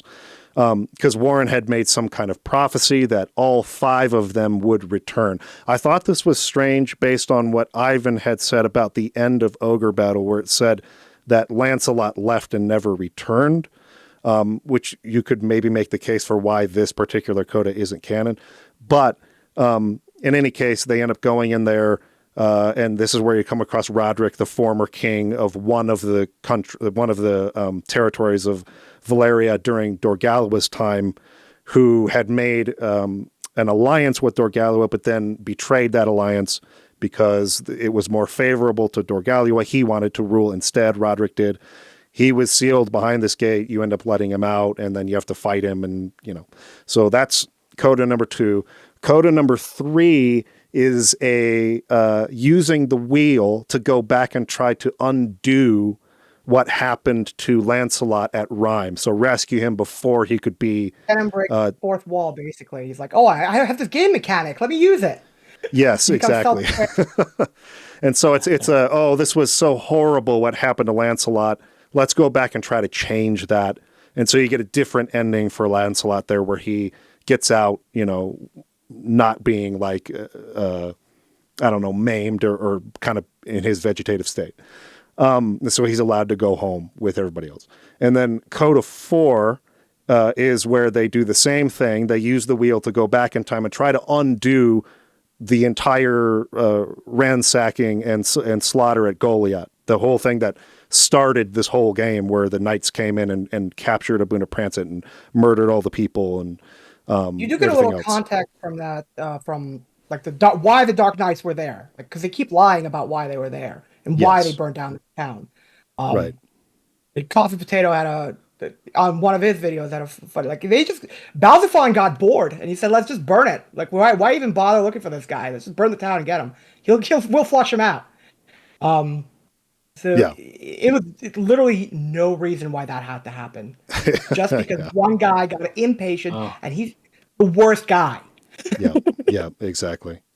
Okay, so I'll just give my thoughts real quick on this because I don't have much to say. And then I want to pass it over to Coffee Potato because he's been waiting to ping in here. So generally speaking, as far as this is just my personal taste for storytelling, I do not like stories that try to, even in alternate scenarios like these are, which are non-canon, try to undo consequences. I don't like it when, we're going to use time travel or some other sort of ability or some other way to get around a big, horrible thing that happened with a terrible consequence. For me, that tends to sort of undo the impact or the power that those big moments had. So when you found out that Lancelot was in the condition he was in, that really hit hard, right? Because the permanence of that. And so leaving the game off with him remaining in Valeria forever like that was like really lending itself to the power of this game's message about conflicts and the consequences of them. This is a similar reason to why I like the assassination ending the best, as it pertains to that overall sort of message about, where conflicts lead when you get involved in them and when you double down and you're not ever able to let go and you need to seek vengeance and the cycle that creates and perpetuates. So seeing those hard consequences to that, I think, are very, very important for the story to have its maximum impact. So I think they're fun little scenarios, but I don't love seeing these alternate endings where, Warren actually survives. We get to save Lancelot and he doesn't have to go through that. Those things, for me, I actually don't like imagining the scenarios where you get the happy ending. I think it takes away a little bit. So that's my feeling on those. And I'm going to pass it on to you guys to talk about what you want to talk about. So let's start with Coffee Potato. Hey, you're supposed to say, let's pass the potato. Let's pass the potato. Play hot potato, pass the potato Pass the to prize. Coffee. So just a quick note on that one. As far as so CODA 3, absolutely agree with. On 4 though, they actually mention at the beginning of it that they're not necessarily there to undo stuff as much as they're there to just get closure and context for what happened in the first place. They're kind of just going back and like just kind of figuring stuff out. But yeah, no. As far as all of those different scenarios go, did anyone ever tell you about the trio ending or any of that? Out of curiosity. No. So there's a slight difference. Like normally, even in even if you end up winning the fight and all of that, Tardy still ends up getting away. If you end up just going with the 3 that were there in the first place, you can actually basically create a time paradox and steal the thing that he stole in the first place, which is why you might see in some stuff for late game and whatever else, people running around with multiple Brynhilders. But yeah, no. As far as all of that, I don't know. I always had canoned all of 3 and 4 as just one big therapy session for all involved. Yeah, it was like, okay, here's pretty much. Actually, had 2 more CODA notes. One technically not a CODA note, but earlier when you were talking about the winged folks, I don't think anyone mentioned about the whole Flash Gordon aspect of all those guys.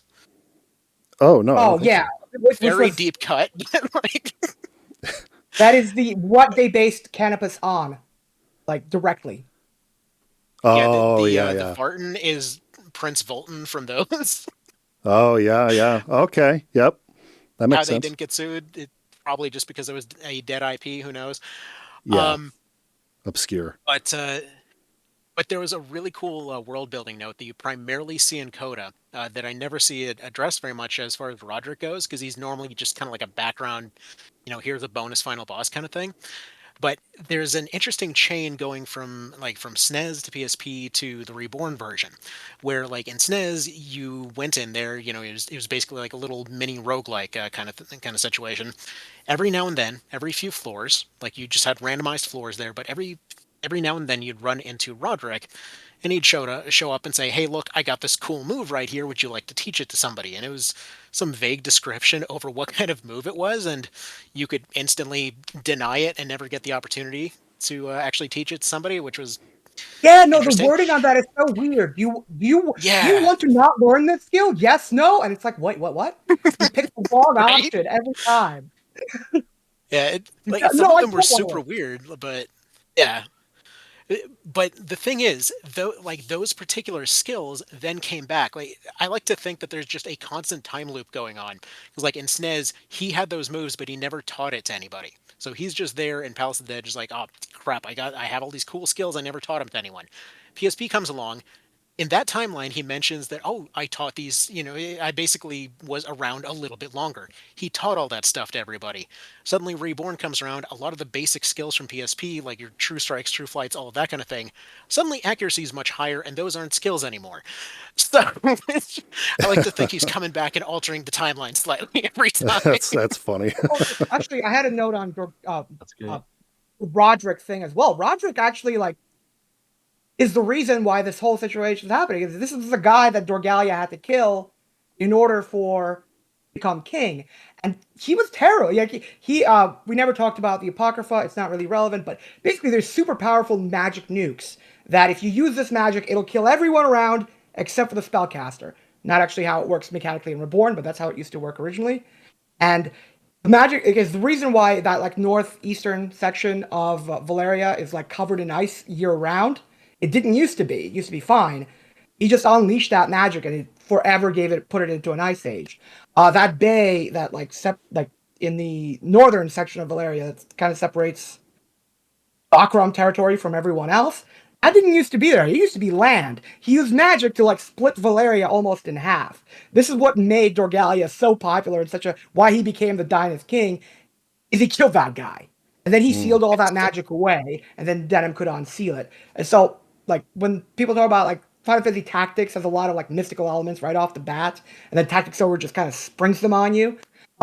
It does, but, like, it has this occultism angle the entire time. If you do all the side quests, which, like, I don't expect you guys to do, like, you realize that, like, no, this is a really magical world where there are magical nukes who are capable of doing nuke-like damage, put a place in nuclear winter forever. And it's just in Valeria, it had all been sealed away by Dorgalia. It was like nobody should ever be able to use this ever. Right. That's a similar theme to something like Final Fantasy VI, where it's like magic ruins the world, and the way to make the world awesome is to get rid of all the cool magic.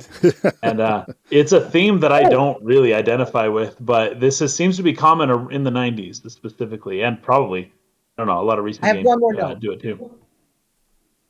So I told you guys to recruit Lindell. I don't know if you did it. It doesn't matter. But he comes from a continent where they make guns. And I'm not sure, I don't think the Reborn version has this in the description for his class. The people in where he lives don't use any magic, and they don't believe in any gods. They just make, like, they're very technologically based, and, it seems like the world is setting up for, like, a big magical conflict, but then there is these guys who are not involved at all. If all these magic nukes go off and they're standing off to the side, there's going to be no more magic. The world's going to move into modernity. People are going to be shooting each other with guns and not believing in any gods, and it's over. So isn't that so much better? Right? Yeah, I love that because Final Fantasy VI did something similar in the intro where it's like, "Oh, the gods caused and the magic and the religion caused so much destruction. Now we just have technology and gunpowder, and it's so much better now." I thought it was hilarious. I mean, Matsuno would probably make a game where it all ends up just as terrible, and Somehow he would figure that out. Even more that's kinda pointless, Crimson probably, because Crown. now nobody believes in God. All right. Okay. So now that we've gone over everything, I kind of want to wrap up by giving everybody a chance to. You have something, Kason? I mean, I had a few thoughts about CODA. Okay, go for it. In general, I was very confused by the urea scene.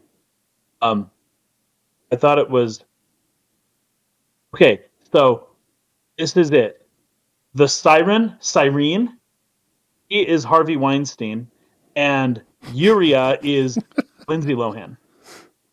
Well, grooming Yuria, funny you should mention that. She used to be canonically betrothed to Canopus's best friend, Gilbald, who, if you've seen his portrait, is an older man. But this is also something, I think this is the Reborn PSP version kind of messes up, because they changed her age to 18, but the Winged have a age, like, Canopus is 46, but he acts like a teenager, because that's how, like, they're so older. 18's like way young for them. I think that's just a mistake. Yeah, probably. They should not have changed that, because now it comes off like Canopus's best friend is grooming his very, very, very little sister, and it's a mess. They should have aged her up like 36, 40 years old. She can look young. I mean, that's how it works with Canopus. I don't know why they did that. That's messed up. But that's funny. Yeah. In either case, yeah.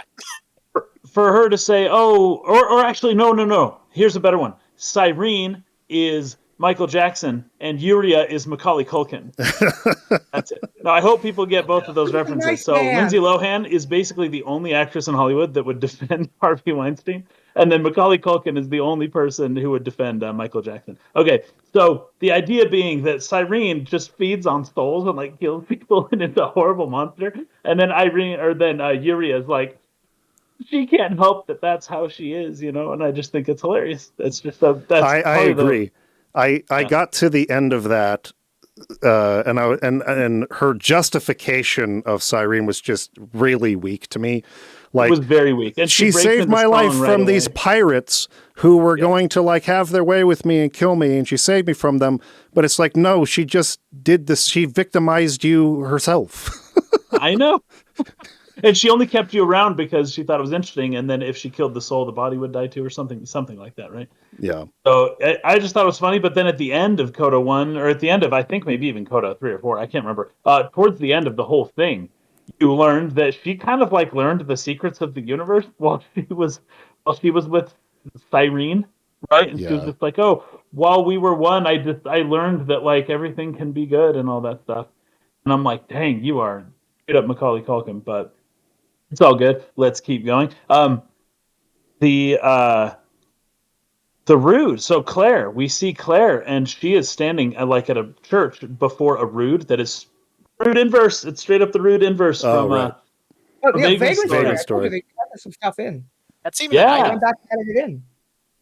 Oh yes, I did. I noticed that too. But here in the cutscene, it was pretty cool. And then I thought it was really interesting that Lancelot, and after we kind of like save him and all this stuff, Lancelot is like, "Hey, as a token of thanks, here's my dead wife's music box."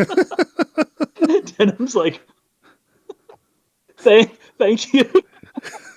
He just got bored of carrying it around. Hilarious. Denham's like, "I really don't have to do this." And Lancelot's like, "No, I want you to have it." Because that thing has no value to Denham. It's just hilarious. It's so funny. And eventually Lancelot's like, okay, fine. If you don't want it, find me and come give it back to me at Zenobia. Like, okay, that's what I'll do. I was laughing so hard. It was too funny. Oh, man. All right. That's all. That's basically all my notes. I've got the Yuria narrating at the end, how she's like, oh, you can never escape war. Run as you might. But she says, nevertheless, I will keep fighting. And There was something about that I thought was so interesting because you're using the verb, you're using fight, but you're fighting to stop the fighting, right? And she even recognizes this is not, you can't escape this because the only way to stop fighting is to fight against it. And that doesn't work because then you're still fighting, right? But I thought it was interesting. I don't even know if it was intentional or not, that she says war just is a cycle that continues. But at the very end, she goes, I will never stop fighting. And I'm like, as much as she kind of like sees the problem, she's going to perpetuate it because she's thinking about it wrong. She's still in the mode of, oh, you got to fight. You got to fight to stop the fighting from the fight from happening. And all the fights keep happening. You got to fight so that it stops happening. I'm like, I don't know. I don't think so. I think she's wrong about that. I mean, I don't think she meant fight. She at least is seeing the problem. She just doesn't get how to solve it. Yeah. What you got, Ivan? Is that translated different?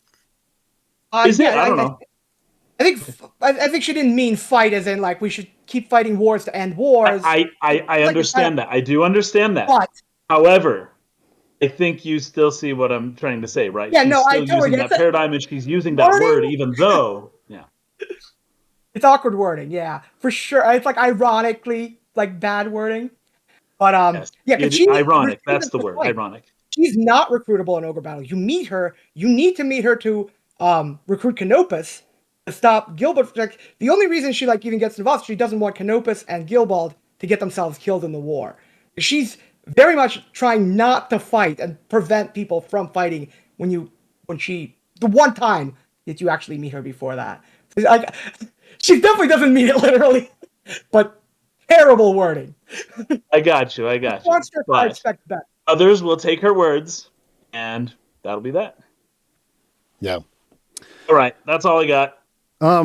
As a final note on CODA 4, I did want to mention, because Coffee Potato brought up how this one, they're not actually undoing what happened. It's just more about closure. I did like that scene at the very end where Denham goes to his father and it's like, I did everything you asked me to do. And he talks about how proud he is of him. That's good, like, I'm sorry I couldn't save you. So like Denham is getting some personal closure for not having the chance to really either one, get vengeance for his father or save him.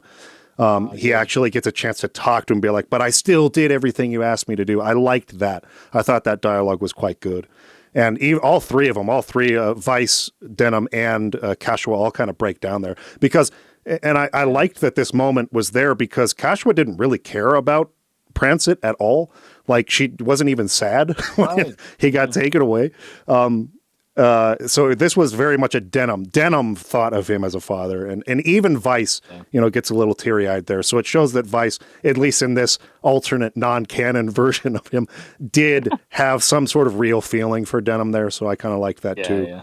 I like Coffee Potato talking about this as something like a therapy session, right? Where it's like they're just kind of reliving it and ordering it in their minds to where they know what could have gone differently, but they're still just accepting what happened, Yes, I thought that was really great too. I liked it for that reason. So, okay, to wrap this up, I wanted to give everyone a chance to say anything that they haven't been able to, or even if you want to, bring up some counterpoints to things that Kaysen and I might have said on an earlier episode to sort of further the discussion there. So why don't we start with Coffee Potato first? Okie dokie. I just wanted to say last note on Vice there, just to kind of hammer home the whole him just kind of being a kind of hormonal weirdo through every timeline. Right. His very last thing, he attempts to finally make something happen there, and just kind of achieves a transcendent state of like blue balls that transcends time and space. Because it's never gonna happen. Like, he gets denied even in that scenario. He finally became the hero. He finally won. That's funny. They've undone the past. Still doesn't happen. Just pick another lane. Yeah, that's right. Because they're basically, Denham's leaving, right, and so they kind of walk off the screen, I think, and then Denham says something. So what's next after the coronation, Kashua? A wedding? and Vice says something there, and then she's like, I think I'll take that into my own hands. Thanks. We'll not talk about that anymore. And yeah, I think you're right. It's kind of, she's just kind of rejecting him again. Yeah, Maybe it's something subtly. along the lines of like, oh, you should find a husband, maybe consider me. And he's like, no, I'm good. But yeah. Anything else? At least sweet. I will say that, like, as far as the story goes, for years I've been trying to figure out how to describe it to new folks, because there's this cycle that happens with this game over and over where new people will come in and like immediately get angry, leave angry reviews, and then think about it, like let it stew for a little bit, and then change those reviews a couple months down the line. Like you can literally see this in the Steam reviews. It's the first time we've had a visual representation. But like I kept thinking, like every part of the story you can sort of parse out a lot of things by just assuming everything is a lie. Like everybody's using everybody's lying to everyone, and a lot of this podcast really addressed a lot of those points. That it's kind of interesting to just keep like digging through that ice cream of lies to find all the chocolate underneath. Sure. But yeah, I guess just stay curious as far as the story goes. There's always something else. There's always a reason for every weird random thing that happens. I don't think there was even did anyone ever mention the whole like Gamp thing in the background? Technically, he can end up joining your team and stuff. Oh yeah. Well, I've mentioned that you can recruit him, but we didn't go talk about him much. I just kind of found it interesting that like no matter what, like his whole purpose throughout the entire thing has never been one side or the other. The dude just really likes his birds. Like, I mean, he does like that. He gives you the little theme of forgiving people instead of going for revenge. Because you killed his birds, or at least he believes that you might have killed his birds. You might not have, but they die anyway, and he blames you. But Denham beats him up, and he's like, "Okay, you want to join?" Yeah. He's like, "All right, I'm over it." But that's how you get the best gun. I mean, they're just birds. Yeah, fair enough. You can get them like by the dozen in the woods, so there's that. I don't think there was ever even the whole mention of like even in the post game there's like a whole thing with heaven generals going on, that there's just a bunch of people coming down from the sky. Actually no, San Bronza, that's what I was meaning to bring up. As far as the whole magical nuke thing, I'm surprised that didn't get mentioned. There's just a city that got blown up so hard it's permanently in the sky. It's just kind of up there. Just a bunch of flying people live there. Just normal things that you see every day. You meet the gods there. There's angels there. Yeah, and what's interesting, the Vespula, her name changes a few times, but there's like an old lady that that Morin sends out, and he sends her out to different locations between the different versions, essentially trying to do the opposite of what Nibeth's doing in the background the whole time. Where her whole thing was just essentially to discover the whole Apocrypha thing, but she actually accidentally discovers immortality. Yeah, that was all part of the CODA 2, right? Where you're in the tower, and she's like reviving all of these like dead people back to life, and it's like the actual thing Nibeth was trying to accomplish this whole time. Yeah, that whole system was asinine in PSP. They really fixed it in this version. It's like you gotta go get a person, you gotta let him get knocked out, they gotta become a zombie, then you gotta go to a specific floor in Palace of the Dead, then you gotta use a book on them to just tear off all the fleshy bits. You don't need those anymore. They're a skeleton now. Bring them to another floor in San Bronza, get a bloody fork to go shove in their eye, bring them to floor 3, and now they're an angel. It's like, who's gonna figure this out on accident? That's crazy, dude. Holy crap. Now you just use the item. Yeah. Way better. But yeah, it's just an endless ocean of random stuff to figure out. So that's why I've loved it for so dang long now. It's like every random direction you look in, there's just something more to find. Yeah. Okay, Ivan, anything you want to add that since you've been gone for a few episodes? Well, once again, I'd like to thank you guys for letting me come on. And I know some people in the comments don't quite like my contributions, so I want to apologize to those people. No, never apologize to those people. Screw that. No, I'm not going to let you do that. Screw those people. Okay, fair enough. All right. But You've been dope, and I'm glad you were here. We are very glad. I echo Mike, yeah. All right, thank you. But I'm mindful that I don't want to, ruin anyone's experience.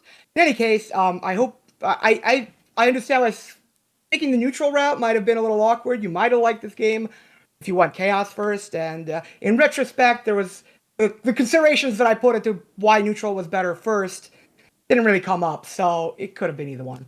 So either way, that was a little awkward. Didn't really work out quite as I wanted it, but 10 episodes is what I planned, and it's exactly how it turned out, so I'm happy for that. And I love this game, and I wish it's been 22 years since we've had an entry in this series. This is one of the big reasons I wanted to part this, because you never know who's going to watch this, and I know that like people at Square Enix do pay attention to this stuff. They do gather data on this stuff. I once sent them an email for a remake of Tactics Ogre, and look at where we are now. Thank you. Yeah, it was all thanks to me. But look, I mean, in any case, Well, good job. I love this series. I love everything. The world, there's so much going on. They've layered so many things. Like with Coffee Potatoes, talking about all the people coming down from heaven. The Ogre battle is being set up every time. All these occult, like magical elements. People say like this is so much more grounded than Final Fantasy Tactics, whereas Final Fantasy, like that game is focused on Ramza's like magical occult quest against the Knights Templar. But like that goes on in Tactics Ogre. It's in the side content. It's the occult stuff is more obscure, which is how occult stuff is supposed to be. But I think Matsuno actually that's what said the word that occult right. and obscure are basically the same word. Exactly. Like occultism, obscurantism, Oscuro, the word oscuro in Spanish, and then anyways. Yeah, it's Matsuno made that stuff a little obscure in this game, but it's there and it's a real force and it's well set up. I mean, the entire like history of Valeria began with magical nukes, and that's so far in the past for them now that they don't even care anymore.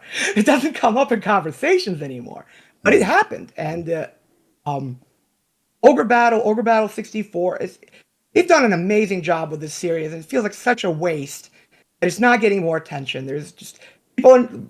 Thank God Tactics Ogre keeps getting remade so people can continue rediscovering this game. But the other games in the series are also great. The original Ogre Battle, it might not be worth this podcast. Ogre Battle 64, Night of Lotus.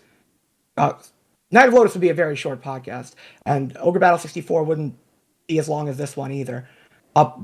Excellent games and worth playing. One note I wanted to say, you mentioned the Nephilim the first time you got to the final boss, Fallen Angels, all that stuff. Yeah, totally. Oh, this is straight up Enoch. And even what you mentioned, that city that got like blasted up into heaven basically, and it's just there, and then the angels like come back and forth, and yeah, there's a lot of like Enoch stuff there. I read the book of Enoch. It's like a city made of diamonds, and he gets a whole tour of it. Very cool. Where was I? You're talking about the Nephilim. Yes, if you play Night of Lotus, you'll see how apt your observation was. That was not just a random biblical connection. This actually, there is a fallen angel involved here, and nice. This is Lancelot Tartaros had a personal encounter with a Nephilim. That's what happens in Night of Lotus. Not to spoil too much about it, but you see how what might have motivated him to not want to use Brunhilde to open the Chaos Gate, why he might have preferred to use Kachua and not try to mess around with any of the occult stuff, because he wanted to avoid situations like Dorgalia showing up, because he personally has experiences. This is why he is where he is in the world, because very young, he had to deal with some underworld demonic crap, and ever since then, he's been like, okay, no, we have to make sure nobody messes with stuff. We need to ensure that we have the power to stop everyone from ever doing anything like what happened to me ever again. Worth playing that game. If you love that, I mean, if you found him an intriguing character, it's a good game to check out, because, and truth be told, it's not actually even revealed that he's Lancelot Tartaros until you get the A ending, until you get the canonical ending of that game. You don't even know that's Lancelot Tartaros you're playing. But if you get the A+ ending, it opens up on the beginning of Tactics Ogre, where he's standing on a horse above a village, like he's about to go down. That's the A+ ending. That's like the extra. But that's where he gets his name, because that didn't used to be his name. That's his title. Those are all games. Ogre Battle 64. it takes place about at the same time as Valeria. So like characters, you go to towns there, NPCs will be discussing like, do you hear about what's going on in Valeria? Or like when you get toward the end of Ogre Battle 64, it's after Tactics Ogre, like Valeria cannot be allowed to get any more powerful. Our situation here is already really bad. It's the fact that they're occurring concurrently is very interesting. And the whole Andoras's background, where his royal family, you actually go to that country and you figure out what's going on over there. Like if you were interested in the world building in this game, I highly recommend for everyone to check out this series. And hopefully one day Square Enix will actually add something to it. So thank you guys for this was a very difficult game to cover. I fully understand. There's so much content here. And even now we could still talk for hours if we wanted to. Oh, thank you so much for doing this podcast, guys. I highly appreciate it. This is my favorite thing. Thank you. Of course. Casey, do you have anything you want to add at the end? Not much, other than I will be thinking about this game for a very long time. And now that I've seen everything, and now that I've seen all three endings, I guess, all three playthroughs, which is maybe a quarter of the game. I'm actually glad we did the neutral run first, and I'm glad we did the assassination ending first, because that's the one that I liked the best. And there's some concepts in this game about just kind of the way the world works that I might even be using this game as an example in the future to like highlight some social, like geopolitical stuff that just happens all the time. That is just the way the world works. So I can already tell that I'll be thinking about this game for a long time into the future. Yeah. It's going to grow on me. I can already tell. I liked it. That being said, I did like this game. I really did like it. But I can see myself liking it a lot more if I come and revisit it again in the future.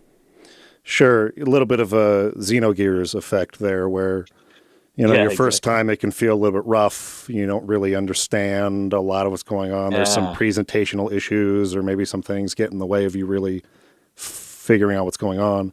But then you revisit it and it kind of just gets deeper every time you go back through it. One thing I want to clarify is that I really like this game, and I have really liked this game from the beginning as well.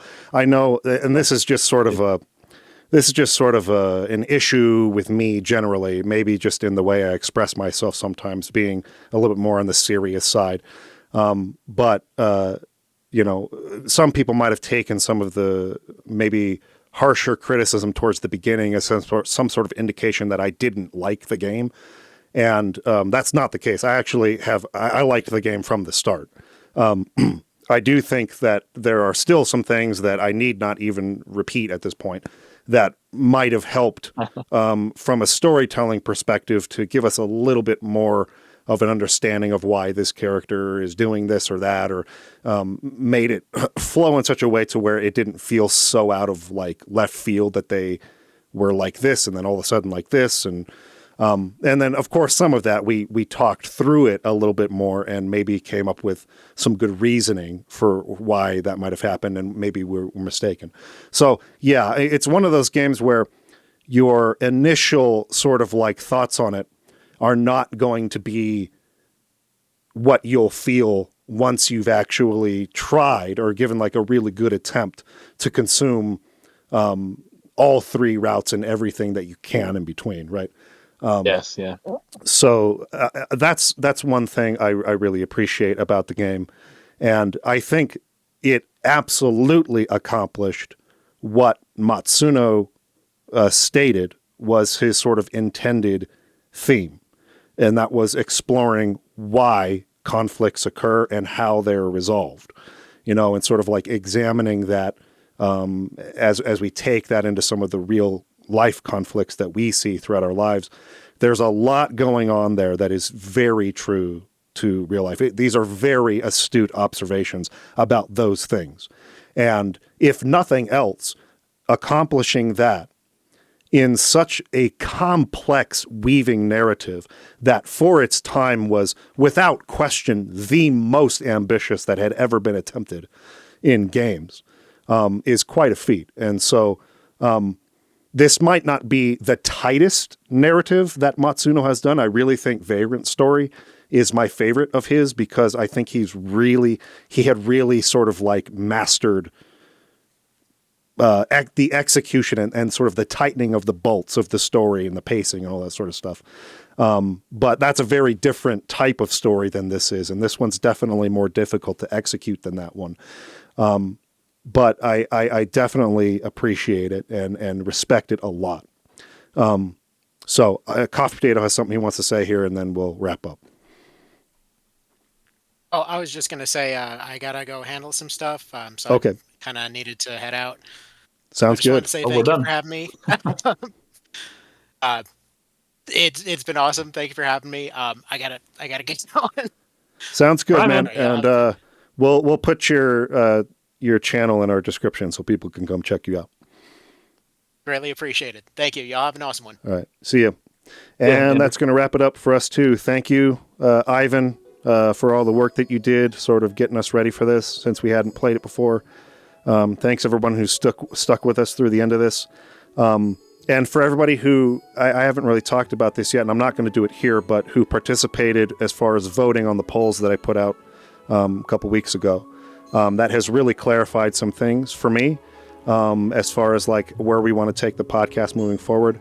Not going to announce anything on that side of things today, but really soon you will get some of our conclusions on what we want to do with that. So look forward to that, and we'll see you again next week. So peace out.